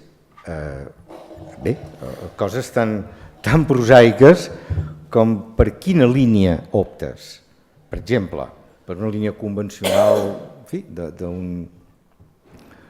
d'un autor, d'un artista que té, sens dubte, el seu mèrit, però que s'inscriu dins d'una tradició clàssica o tradicional de monuments, o optes per visions com les del corrent de l'antimonument, que fan, entre altres coses, el que tu suggeries, moltes vegades art efímer. El monument a l'antifeixisme a la ciutat de Kassel, fet per Joachim Gertz i Eva Gertz, la seva dona, és precisament això. Era un monument, una enorme columna de plom, d'una aleació, no era només plom, una enorme columna de plom al mig de la plaça del poble, que tenia la previsió d'enfonsament amb el termini, em sembla que eren de 8 o 9 anys. Cada dia el monument es anava enfonsant una mica més. Entretant, aquell monument penjaven unes, no sé com hauríem de dir-ne, uns punxons, amb els quals podies dialogar amb el monument, escrivint el que volies, i fins i tot en aquell monument s'hi van registrar trets de bala, pintures, el que sigui, fins que el monument ha desaparegut. Ja t'explicaré, ha desaparegut i la memòria d'aquell monument és brutal, a més, o sigui, ha perdurat. Ja explicaré una anècdota, no una anècdota, una història important aquí a Barcelona, que deuria ser, em puc equivocar amb la data, però allò deuria ser cap al 2002, una cosa així. L'Ajuntament va voler fer un monument als bombardejos, no, a les víctimes dels bombardejos, i un recordatori, un monument que recordés els bombardejos de la ciutat. Crec que es va fer des de la Civils, em sembla que es deia, bé, en tot cas, des d'una de les regidories de l'Ajuntament, es va convocar a diverses entitats memorials de Barcelona, moltes, les que hi havia, i es va plantejar quina mena de monument, es va entrar en un diàleg, etc. Jo hi assistia com oient, simplement, no pertanyia exactament a cap. Es va demanar, l'alcaldia va proposar Horst Heusel. I en una reunió, que érem tots a la Casa Gran, la regidora i la seva consellera tècnica m'han dit, bé, ara anem a explicar com és aquest monument i si hi ha algun dubte, a l'altra línia de telèfon està pendent Heusel per fer qualsevol consulta. Es va explicar el monument, era un monument a la plaça Universitat, ara jo no el sabré explicar bé com era, però en qualsevol cas era un espai d'herba que s'hi actuava de tal manera que amb el temps, amb els anys, acabava desapareguent. La reacció de les entitats memorials, de tots els que hi havien per allà, la reacció va dir, però bueno, què passa, aquí estem bojos? O sigui, foteu un monument perquè després se'n vagi? No, nosaltres volem un monument com Déu mana. Nosaltres volem això, aquí la peana, aquí això, i si pot ser sobre, doncs no sé, una estuca o el que sigui. I si a sobre de tant en tant doncs, hi ha esclats, bueno. En tot cas, el que es va estar discutint allí és que no s'entenia aquesta opció teòrica i estètica important, positiva, aquesta disposició efímera, de dir, bueno, estem celebrant això, anem a fer-ho de tal manera que el record sigui perdurable. I l'autor optava per com la cosa, no? Acabava desapareguent tot d'allò. Bueno, la cosa va acabar en què es va desestimar, ni tan sols es va trucar amb l'autor, es va dir ni parlar-ne, passar pàgina i una altra cosa, i al final, en fi, el monument als bombardejos és aquella cosa rara que hi ha a davant del Coliseum, que si no vas en compte trenques la cara perquè et xoques. Ho dic perquè tinguem present que els conflictes són diversos, les opcions estètiques també, els pesos culturals també. Per això deia que a mi el que m'interessa és per què es demanen monuments. Després els farem o no els farem, que és un altre tema. Però, bueno, per què s'estan demanant monuments quan es critiquen també tant per l'altra banda? No? I aquesta és una temàtica. Jo crec que aquí hi ha un pes cultural important. El segle XIX ha passat molt a la nostra vida, encara que siguem del XX. I la religió molt, també. Sí. Potser en general desperta més passions el nomenclàtor que el tema dels monuments, no? Potser... Doncs mira, això va per barris. Sí. El nomenclàtor té una cosa que la gent, els barcelonins s'ocupen molt dels noms dels seus carrers.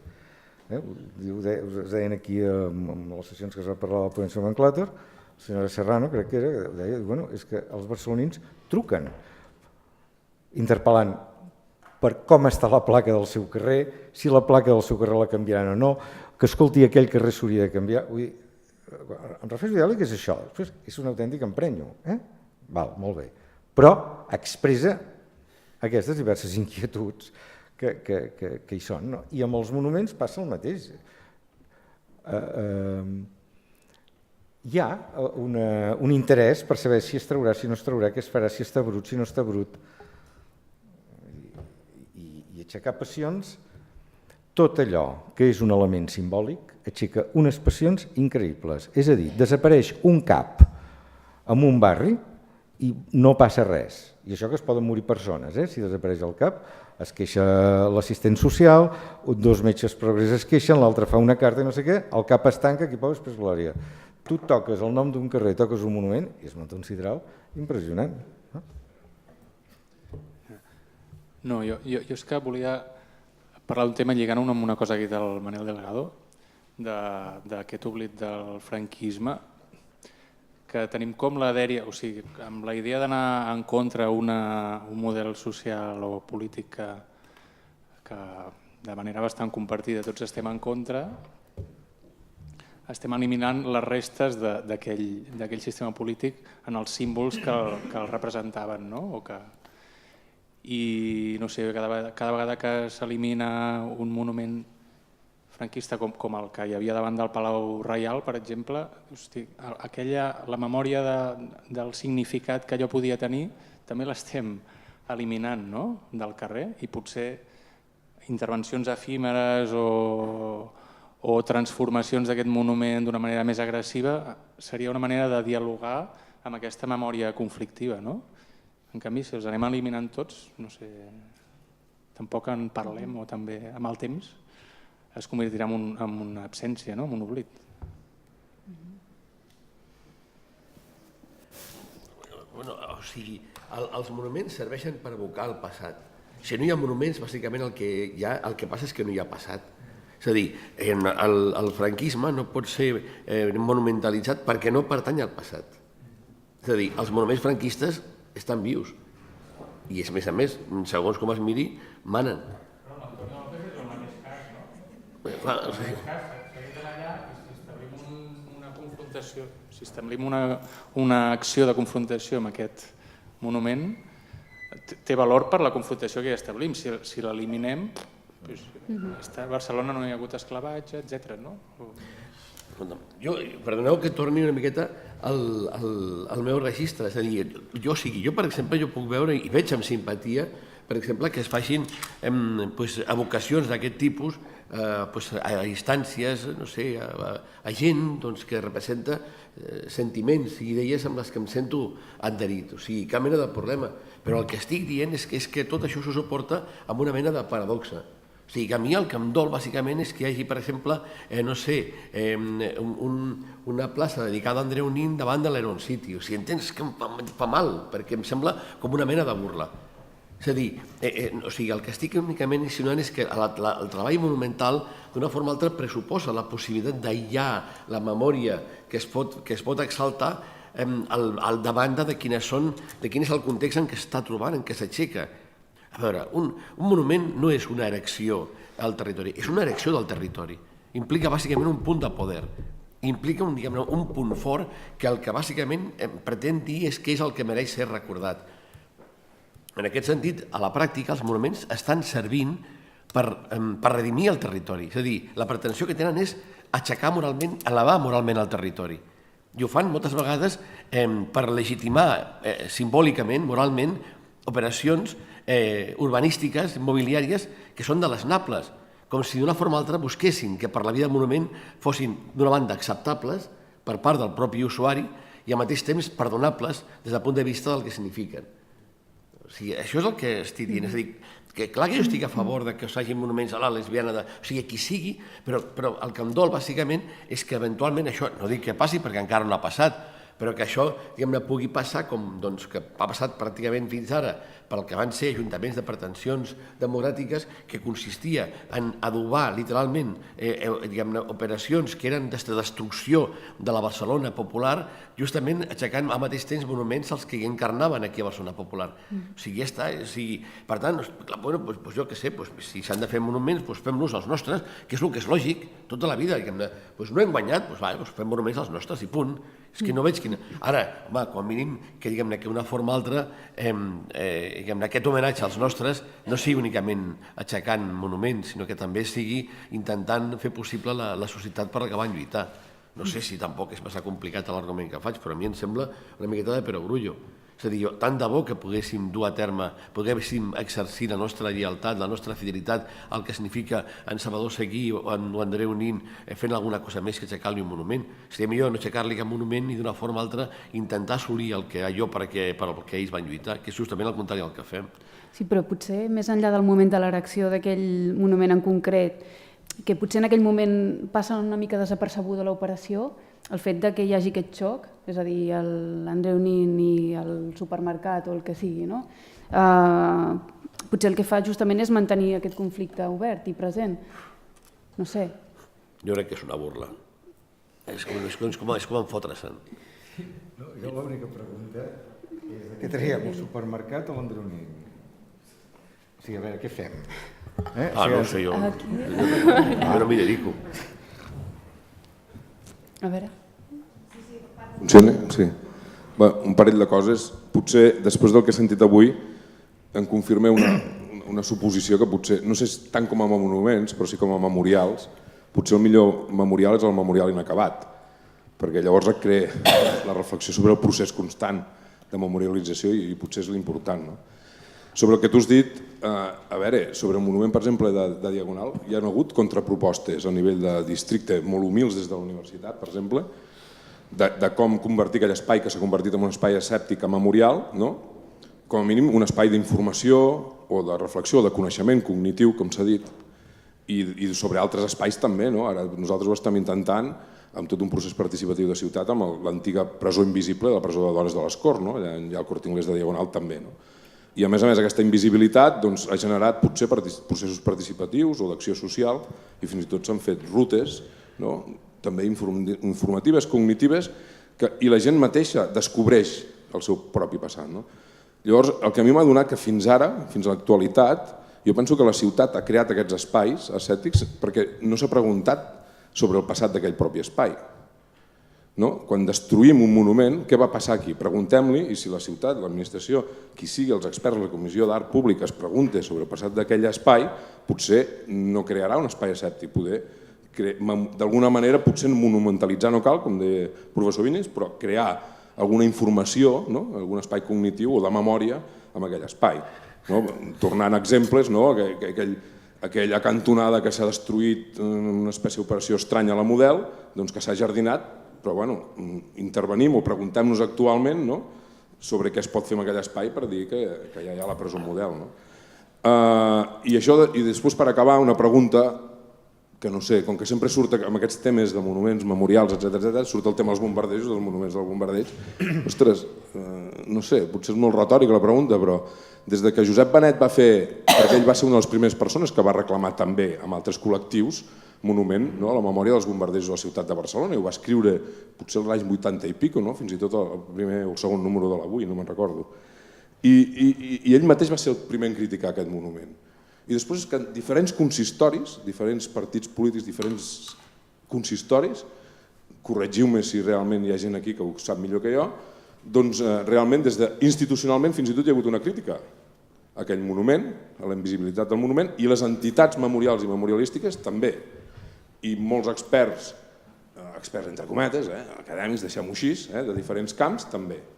Ostres, doncs, no sé, plantejo sobre la taula el consens, perquè mai hi ha consens al 100%, això és veritat, però sobre un lloc que a mi em dóna la sensació que hi ha tant consens, que falta resoldre alguna cosa sobre els bombardejos de Barcelona i sobre aquell espai, aquell monument concret, jo penso que es podria fer alguna cosa, ja que tenim aquest consens tan històric també. Sabria l'opinió sobre això. Mira, un exemple, Jorge, va per tu, de ressignificació de monuments va ser el 15M.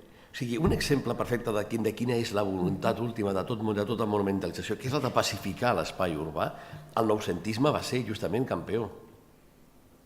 Ai, perdó, però acabo... Sí.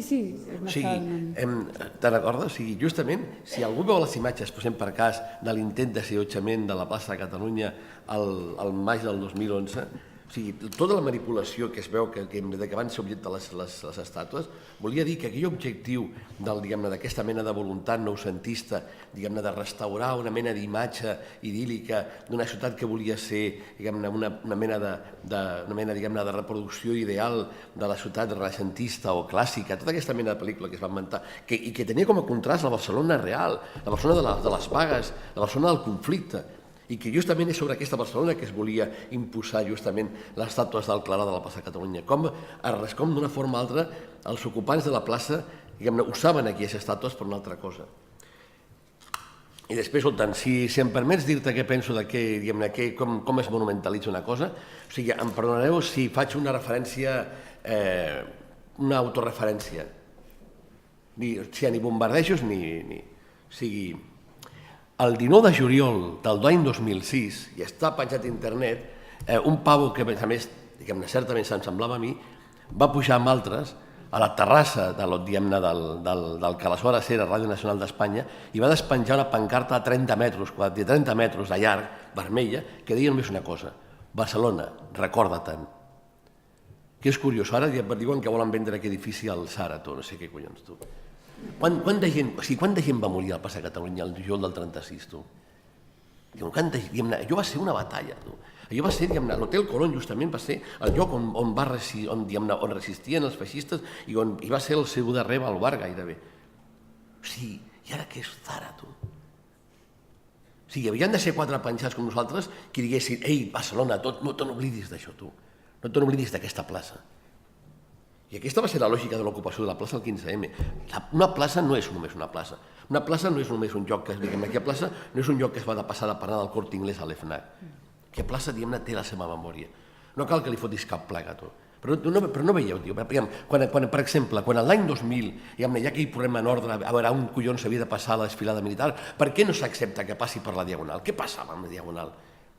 És que o sigui, no podia fer-se perquè no es podia fer, entens? No em preguntis per què, però no es pot fer per la Diagonal. Finalment la van acabar fent per part de Montjuïc donant voltes davant, pràcticament sense públic, una cosa patètica. Una desfilada militar sense públic per donant voltes per Montjuïc. Per què? Perquè els carrers se'n recorden, tu. Tenen la seva memòria, encara que no hi hagi plaques, que és el que volia dir al principi. Hi ha una memòria que està, diguem-ne, que està patent, que no requereix, diguem-ne, monuments que diguin aquí no, perquè d'una forma o altra ja ho sabem. I perquè els carrers se n'encarreguen de recordar-nos, diguem-ne, què són i per què serveixen. I què és el que va passar allà. I per això dic que bàsicament que aquí estem parlant de bombardejos i en canvi et dic, tu van tenir que ser 4 penjats els que recordéssim la ciutat que la seva plaça principal va ser l'escenari d'una batalla on va morir moltíssima gent que es va enfrontar a pit descobert contra els feixistes. I ningú recorda, i amb això no apareix enlloc. Però en canvi veus tu, algú se'n recorda. Barcelona, recorda tant. I a més no deien ni de què. Recorda tant, tu ja saps de què. Això està penjat a internet. Perdona, però la plaça de Catalunya ha estat memorialment reivindicada moltíssimes vegades i des de fa molt temps, afortunadament, perquè és un espai que condensa una quantitat de memòries extraordinària. Des d'efectivament el que tu deies, l'any 36, que allí és on es guanya, el 19 de juliol, passant posteriorment per la missa militar que s'hi fa el 28 de gener de 1939, passant després pel significat que té per la resistència antifranquista als anys 60 amb les famoses catalunyades en silenci donant voltes, per l'espai, a finals dels 60, per l'espai que és ocupat pels obrers de la SEAT en vaga i després per Harry Walker, que acabaran baixant a Barcelona, és un espai també de memòria obrera molt important, i ha estat vindicat com això, i després acabarà sent també un espai en el qual Ciutadans, Partit Popular, etc., vindicaran una determinada Constitució. Però que no hi ha cap monument, és el que vull dir. No hi ha cap monument i probablement hi sigui un monument a la plaça Catalunya. Bé, jo el que volia dir, no sé si després de tot el que s'ha dit ara no és tornar una mica enrere, potser és que amb el concepte de monument i el paper que juga l'espai públic hi ha moltes coses, potser la mateixa paraula monument hauríem de parlar més aviat de monuments, de moltes funcions, i retornant a aquella d'objecte simbòlic que fa enraonar i que ell mateix té un procés i que incorpora un procés. Aquests monuments que explicava en Ricard amb un seguit d'exemples com els que has explicat d'Alemanya, jo crec que també hi ha una cosa interessant, és que hi ha algunes peces a Barcelona mateix que elles mateixes ja encarnen també tot un procés. Hi ha tot un seguit de peces que elles ja no són només símbol d'allò que al·ludeixen com a monument o com a icona, sinó que encarnen també tot un procés d'anar, de venir, de tornar i de fer i de desfer. N'hi ha de coneguts. Jo aquí n'aporto d'un altre, només allò de record, és el cas de l'antimonument a Porcioles de Brossa, que d'alguna manera, si mai aneu a la biblioteca de Sant Adrià, veureu que és allà davant i veureu que és la cadira, una safata i la testa de Porcioles. Però fixeu-vos els peus, que veureu que els peus tenen uns ferros per ser clavats. Hi ha signes de ciment. Clar, és una escultura que mereix d'alguna forma el relat que té ella mateixa, ja és una construcció que en fa una cosa més enllà de la pròpia peça. Doncs si se sap com, havent estat encarregada i havent-se preocupat el municipi adrianenc de l'impacte que podia tenir, era guardada en els magatzems municipals fins que un bon diumenge de principis dels anys 90 al matí va ser incorporada en una furgoneta i enmig de la mina, amb un bon tou de ciment, va ser posada. I anant a buscar el Brossa, que va baixar amb espardenyes, li va semblar que ja era adequat, jo crec que ho era, perquè d'alguna forma era un contrast de situacions que donaven molta densitat al moment, doncs va ser el moment en què el monument va ser inaugurat, amb ell al davant i tot un seguit de persones. I l'endemà al matí hi havia les piconadores que amb un soroll esplendorós, vol dir que el ciment armat era ben armat perquè hi havia ferro, doncs van haver de retirar el monument perquè es va considerar, després d'uns moments de dubte, va ser interessant perquè va generar una estona de dubte, hi van haver-hi moltes trucades, què fem, què no fem, el deixem, no el deixem, es queda, no es queda, mira que era un monument que havia d'anar aquí, està instal·lat, està ben posat, està molt ben centrat, perspectiva renaixentista absoluta, tot allò que dèiem aquí de les contradiccions, finalment va guanyar al retirar-lo, però els senyals del ciment clavat a les potes d'aquell monument són encara part, jo crec, important del seu significat i que, d'alguna forma, la pròpia peça, que potser algun dia torni a estar instal·lada a l'espai públic, que era la vocació que tenia, ja no és només l'antimonument de brossa a Porcioles, sinó que és tota una història de com aquella peça icònica ha servit en moments diversos per d'altres combats, perquè, evidentment, el diumenge i el moment en què es va posar aquell monument no va ser tampoc casualitat, diguem-ne.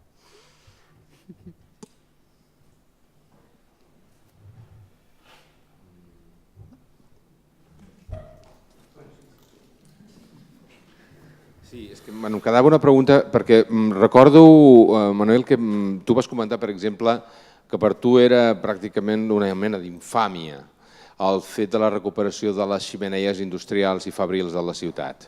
I recordo que vas comentar una vegada, no sé si jo crec que val la pena, potser com a exemple, el fet que justament el deixar les ximeneies del teixit fabril de la ciutat era la millor manera d'anul·lar la memòria dels treballadors que hi havia allà. Recordo que una vegada ho vas dir i d'alguna manera entenc que acabes d'una mica de subratllar-ho amb el que has dit ara. És el que acabo de dir. Si aquesta mena d'altars de memòria que impliquen preservar les xemeneies tenen aquesta lectura, que al capdavall la ciutat ha vençut, per dir-ho així, ha vençut allò que recorda, que pot ubicar directament al passat, però com una fase superada que pot rememorar l'època daurada dels conflictes, però al mateix temps que reconeix un deute històric amb aquesta fase, al mateix temps se la considera d'una forma o altra com pertanyent al passat i, per tant, redimida. I això és el que crec que és el que es despua d'aquest tipus de reinterpretacions del paisatge industrial. Xemeneies convertides gairebé en pecios arqueològics que el que fan bàsicament és informar d'un passat gloriós però feliçment superat. És la victòria sobre la zona industrial, que per tant és la persona obrera, i amb el seu lloc el que hi ha és, com sabeu, no només les xemeneies, sinó tota aquesta mena de reapropiacions d'espais fabrils que són d'una forma o altra sempre iguals, sempre redimits a partir de la seva conversió en escèptics o culturals. Clar, el Ricard dirà que si crec que han d'haver-hi llocs culturals. Home, evidentment que no estic en contra que hi hagi llocs culturals, tampoc estic en contra que hi hagi supermercats, de fet a vegades hi vaig i tot. O sigui, el que dic bàsicament és que això respon a un model determinat de ciutat. És a dir, a mi ja m'agradaria que hi haguessin... M'agradaria, ja m'agrada, i és més, trobo que és una de les fites més importants que han aconseguit els ajuntaments democràtics, generar espais que puguin estar al servei de la cultura, però al mateix temps soc conscient del paper que ha jugat la cultura com un valor fetitxe que ha servit per justificar i emparar de nou operacions urbanístiques que han estat infames. No estic en contra que hi hagin clústers culturals. O sigui, a mi no m'està parlant de la Farinera, clar que no estic en contra que la Farinera sigui un centre cultural, però és claríssim que el que ens sap greu és que estigui justament al servei del que és la redenció cultural del 22 igual que Can Ricard. Escolta'm, perdoneu un exemple pràctic, quan tota aquella història de Can Ricard, home, hi havia un problema real, hi havia gent treballant. Com un problema, bàsicament, de llocs de treball va acabar convertint-se en un problema de patrimoni arqueològic, és justament el que em sembla meravellós. Però, francament, per convertir-lo en un lloc de cultura i tal, millor que sigui gairebé que ho tirin, tu. Com a mínim que no busquin aquesta mena de redenció que implica posar aquesta mena de cagarnetes de cultura que d'una forma o altra el que serveixen és per oblidar què és el que hi ha a l'entorn. O sigui, no estic en contra d'aquests llocs de cultura, ni que s'aixequin monuments al passat industrial. El que em sap greu és que estiguin posats al servei del que és bàsicament la reapropiació capitalista de les ciutats, que és el que està fent, que és el que passa a Barcelona. És a dir, la ciutat neoliberal necessita aquesta mena de coartades. Necessita una forma o altra i hem de fer que el que està fent ho està fent en nom de valors abstractes, universals, còsmics, incontestables, que no poden ser ni criticats perquè són per definició sagrats. Però a la pràctica sabem què és. Sabem què és el que implica que el teu barri de sobte decideixin aixecar un gran centre cultural.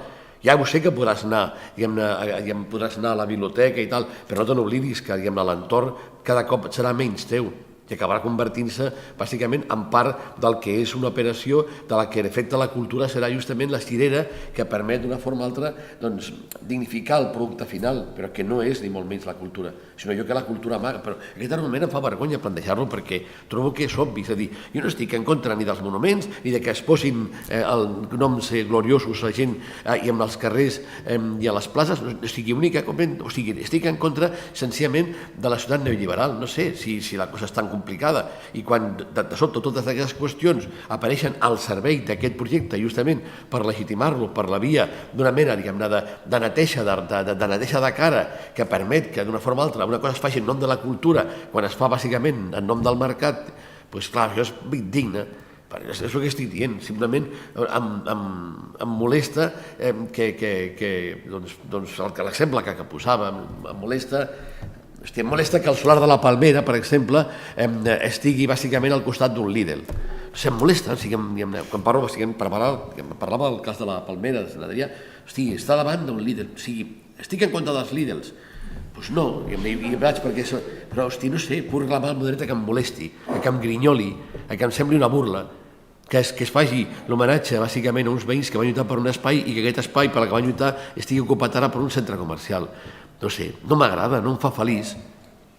No sé, jo crec que el meu argument tampoc és tan complicat ni tan sols de compartir. D'altra banda, escolta'm, jo no puc veure, i en aquest sentit em refereixo a la tasca que ha assumit en Ricard, no puc veure sinó amb simpatia el que està fent ell i el que havia fet abans en Xavier Domènech. I tant de bo que portin a les darreres conseqüències aquest propòsit.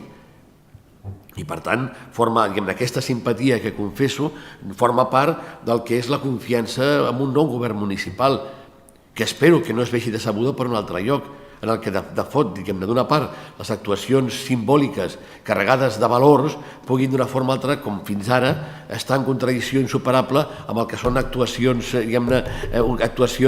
en matèria urbana que són justament tot el contrari. O sigui, no sé, per donar exemples, estic a favor que s'aixequin monuments que d'una forma o altra tenen a veure amb les classes populars i amb les seves lluites històriques i al mateix temps puc estar en contra que es faci el Congrés dels Mòbils de Barcelona. I em sap greu que el mateix Ajuntament que tolera una cosa i l'aixopluga pugui fer l'altra, perquè aleshores estarem sempre amb la mateixa història, actuacions d'índole simbòlica que busquen d'una forma o altra sublimar per la via ornamental i simbòlica fracassos estructurals o senzillament concessions polítiques o econòmiques inacceptables. És a dir, el que dic és que el simbòlic no pot ser un refugi que permeti pensar que la pau de les representacions ha acabat d'una forma o altra apaivant el conflicte i la realitat que no és ni molt menys la realitat no simbòlica, la realitat empírica que sigui fins al punt miserable com la que hem conegut aquests anys. O sigui, per entendre, diguem serveis que fotin l'antimonument a Brossa si l'any 84 li otorga a la ciutat la medalla d'or. Rivera si entenem una cosa o l'altra. O sigui, el mateix Ajuntament, Porcioles li van dedicar la medalla d'or a Barcelona i no li han retirat. De què em serveix això de l'estàtua? O sigui, l'estàtua, l'antimonument del Brossa, fa oblidar les paraules quasi gairebé ditiràmbiques que li va dedicar Maragall al Porcioles quan va morir l'any 93?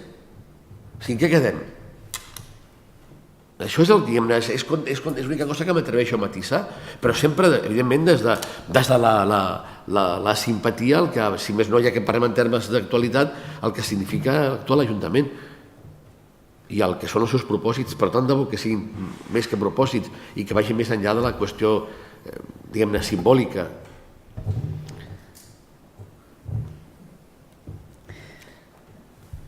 No sé, és la meva simpatia, no sé què puc fer. No, és que jo estic convençut d'aquesta simpatia, fa molts anys que ens coneixem, que et conec i soc conscient d'aquesta simpatia que expresses i que tens, sigui pel comissionat, sigui pels símbols, pels monuments, i comprenc que les paradoxes expressades en aquest cas pels símbols i tal, no les paradoxes a les que dius, però és que saps què passa?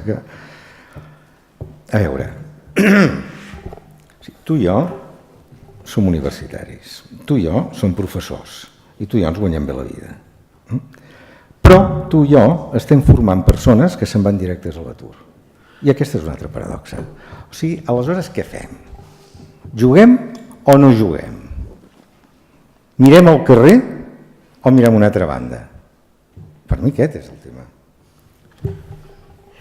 Si he de dir que si és aquest plantejament, estic completament d'acord i visc aquesta mena de desgarrament d'una forma especialment dolorosa. És a dir, estic completament d'acord. Parlàvem del tema de l'ICA. Jo m'estic passant tot el l'ICAGAM, la Mara Gaparí, el tema de la mediació cultural, i al mateix temps estic gestionant finalment la generació d'un col·legi professional que pugui permetre que els antropòlegs puguin fer de mediadors culturals. Per tant, el que diu en Ricard és completament cert i jo ho assumeixo perquè és una contradicció que jo no puc administrar. La suporto, però és veritat. No, és veritat. Però, Manel, no és un drama. A veure. Sí que és un drama, sí. No, home, no. És un drama. Mira, perquè veieu fins quin punt té raó. Per exemple, quan vam aconseguir, clar, és que els contemporanistes no tenen tal problema perquè queda clar que és un historiador. Però quan d'una forma o altra fa alguns anys vam haver de lluitar per al tema del grau d'antropologia, el problema bàsicament és explicar que ens dedicàvem els antropòlegs. I, evidentment, la carta que vam jugar va ser la del rotllo multicultic, contra el que estic completament en contra, i d'altra banda el tema del patrimoni, contra el que també tinc totes les meves... Clar, però què passa? Això és clar, jo i altres companys i col·legues es van veure directament complicats justament amb la defensa d'un àmbit de recerca, de treball i de professionalització, com podia ser el del patrimoni, respecte al qual jo no puc ara mateix més que expressar tota mena de desconfiances. Però això és una contradicció que no és incompatible encara discutim amb el pla teòric.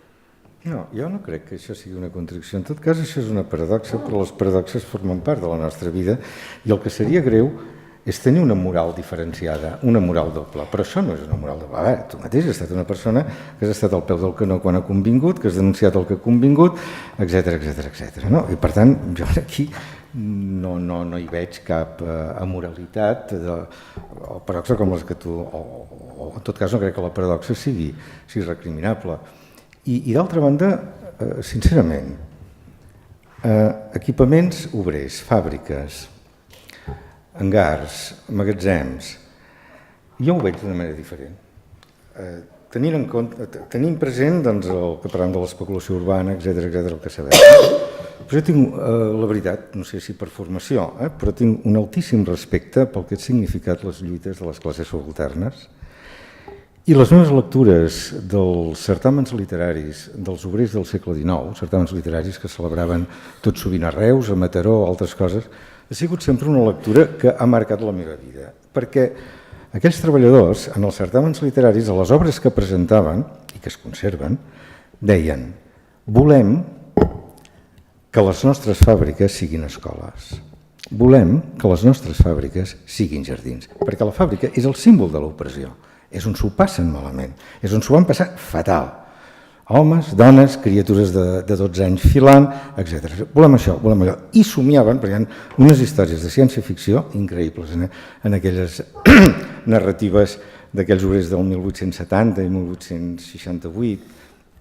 O sigui, el seu objectiu quin era? El lleure. Estar a la platja tot el dia. Fins i tot, recordo molt bé una narració que explicava que havien inventat un artilugi que eren uns braços que estaven a dins del mar, la qual cosa permetia que les mares no es preocupessin dels nens, perquè quan el nen anava a nedar i s'enfonsava, aquells artilugis els aixecaven. És a dir, és aquest món de ciència-ficció, però que el que està expressant són desitjos. Volem viure millor, volem el lleure. volem que les nostres presons, que els nostres llocs d'oprobi pels nostres fills siguin tal. Bé, passats els anys, després de vindicar parcs, perquè els parcs d'aquesta ciutat, molts parcs, s'han salvat lluitant en el carrer i demanant espais, com les escoles bressol, com molts monuments del modernisme, etc. Resulta que tens tota la raó, han format part de nombroses i execrables especulacions, és veritat. Però aquesta no és l'única veritat. El manteniment d'això expressa una cultura de lluita i d'enfrontament molt important, i aquest és el millor monument a la resistència. I aquest és el monument que des d'aquest comissionat es vol mantenir, es vol defensar i es vol monumentalitzar. És això.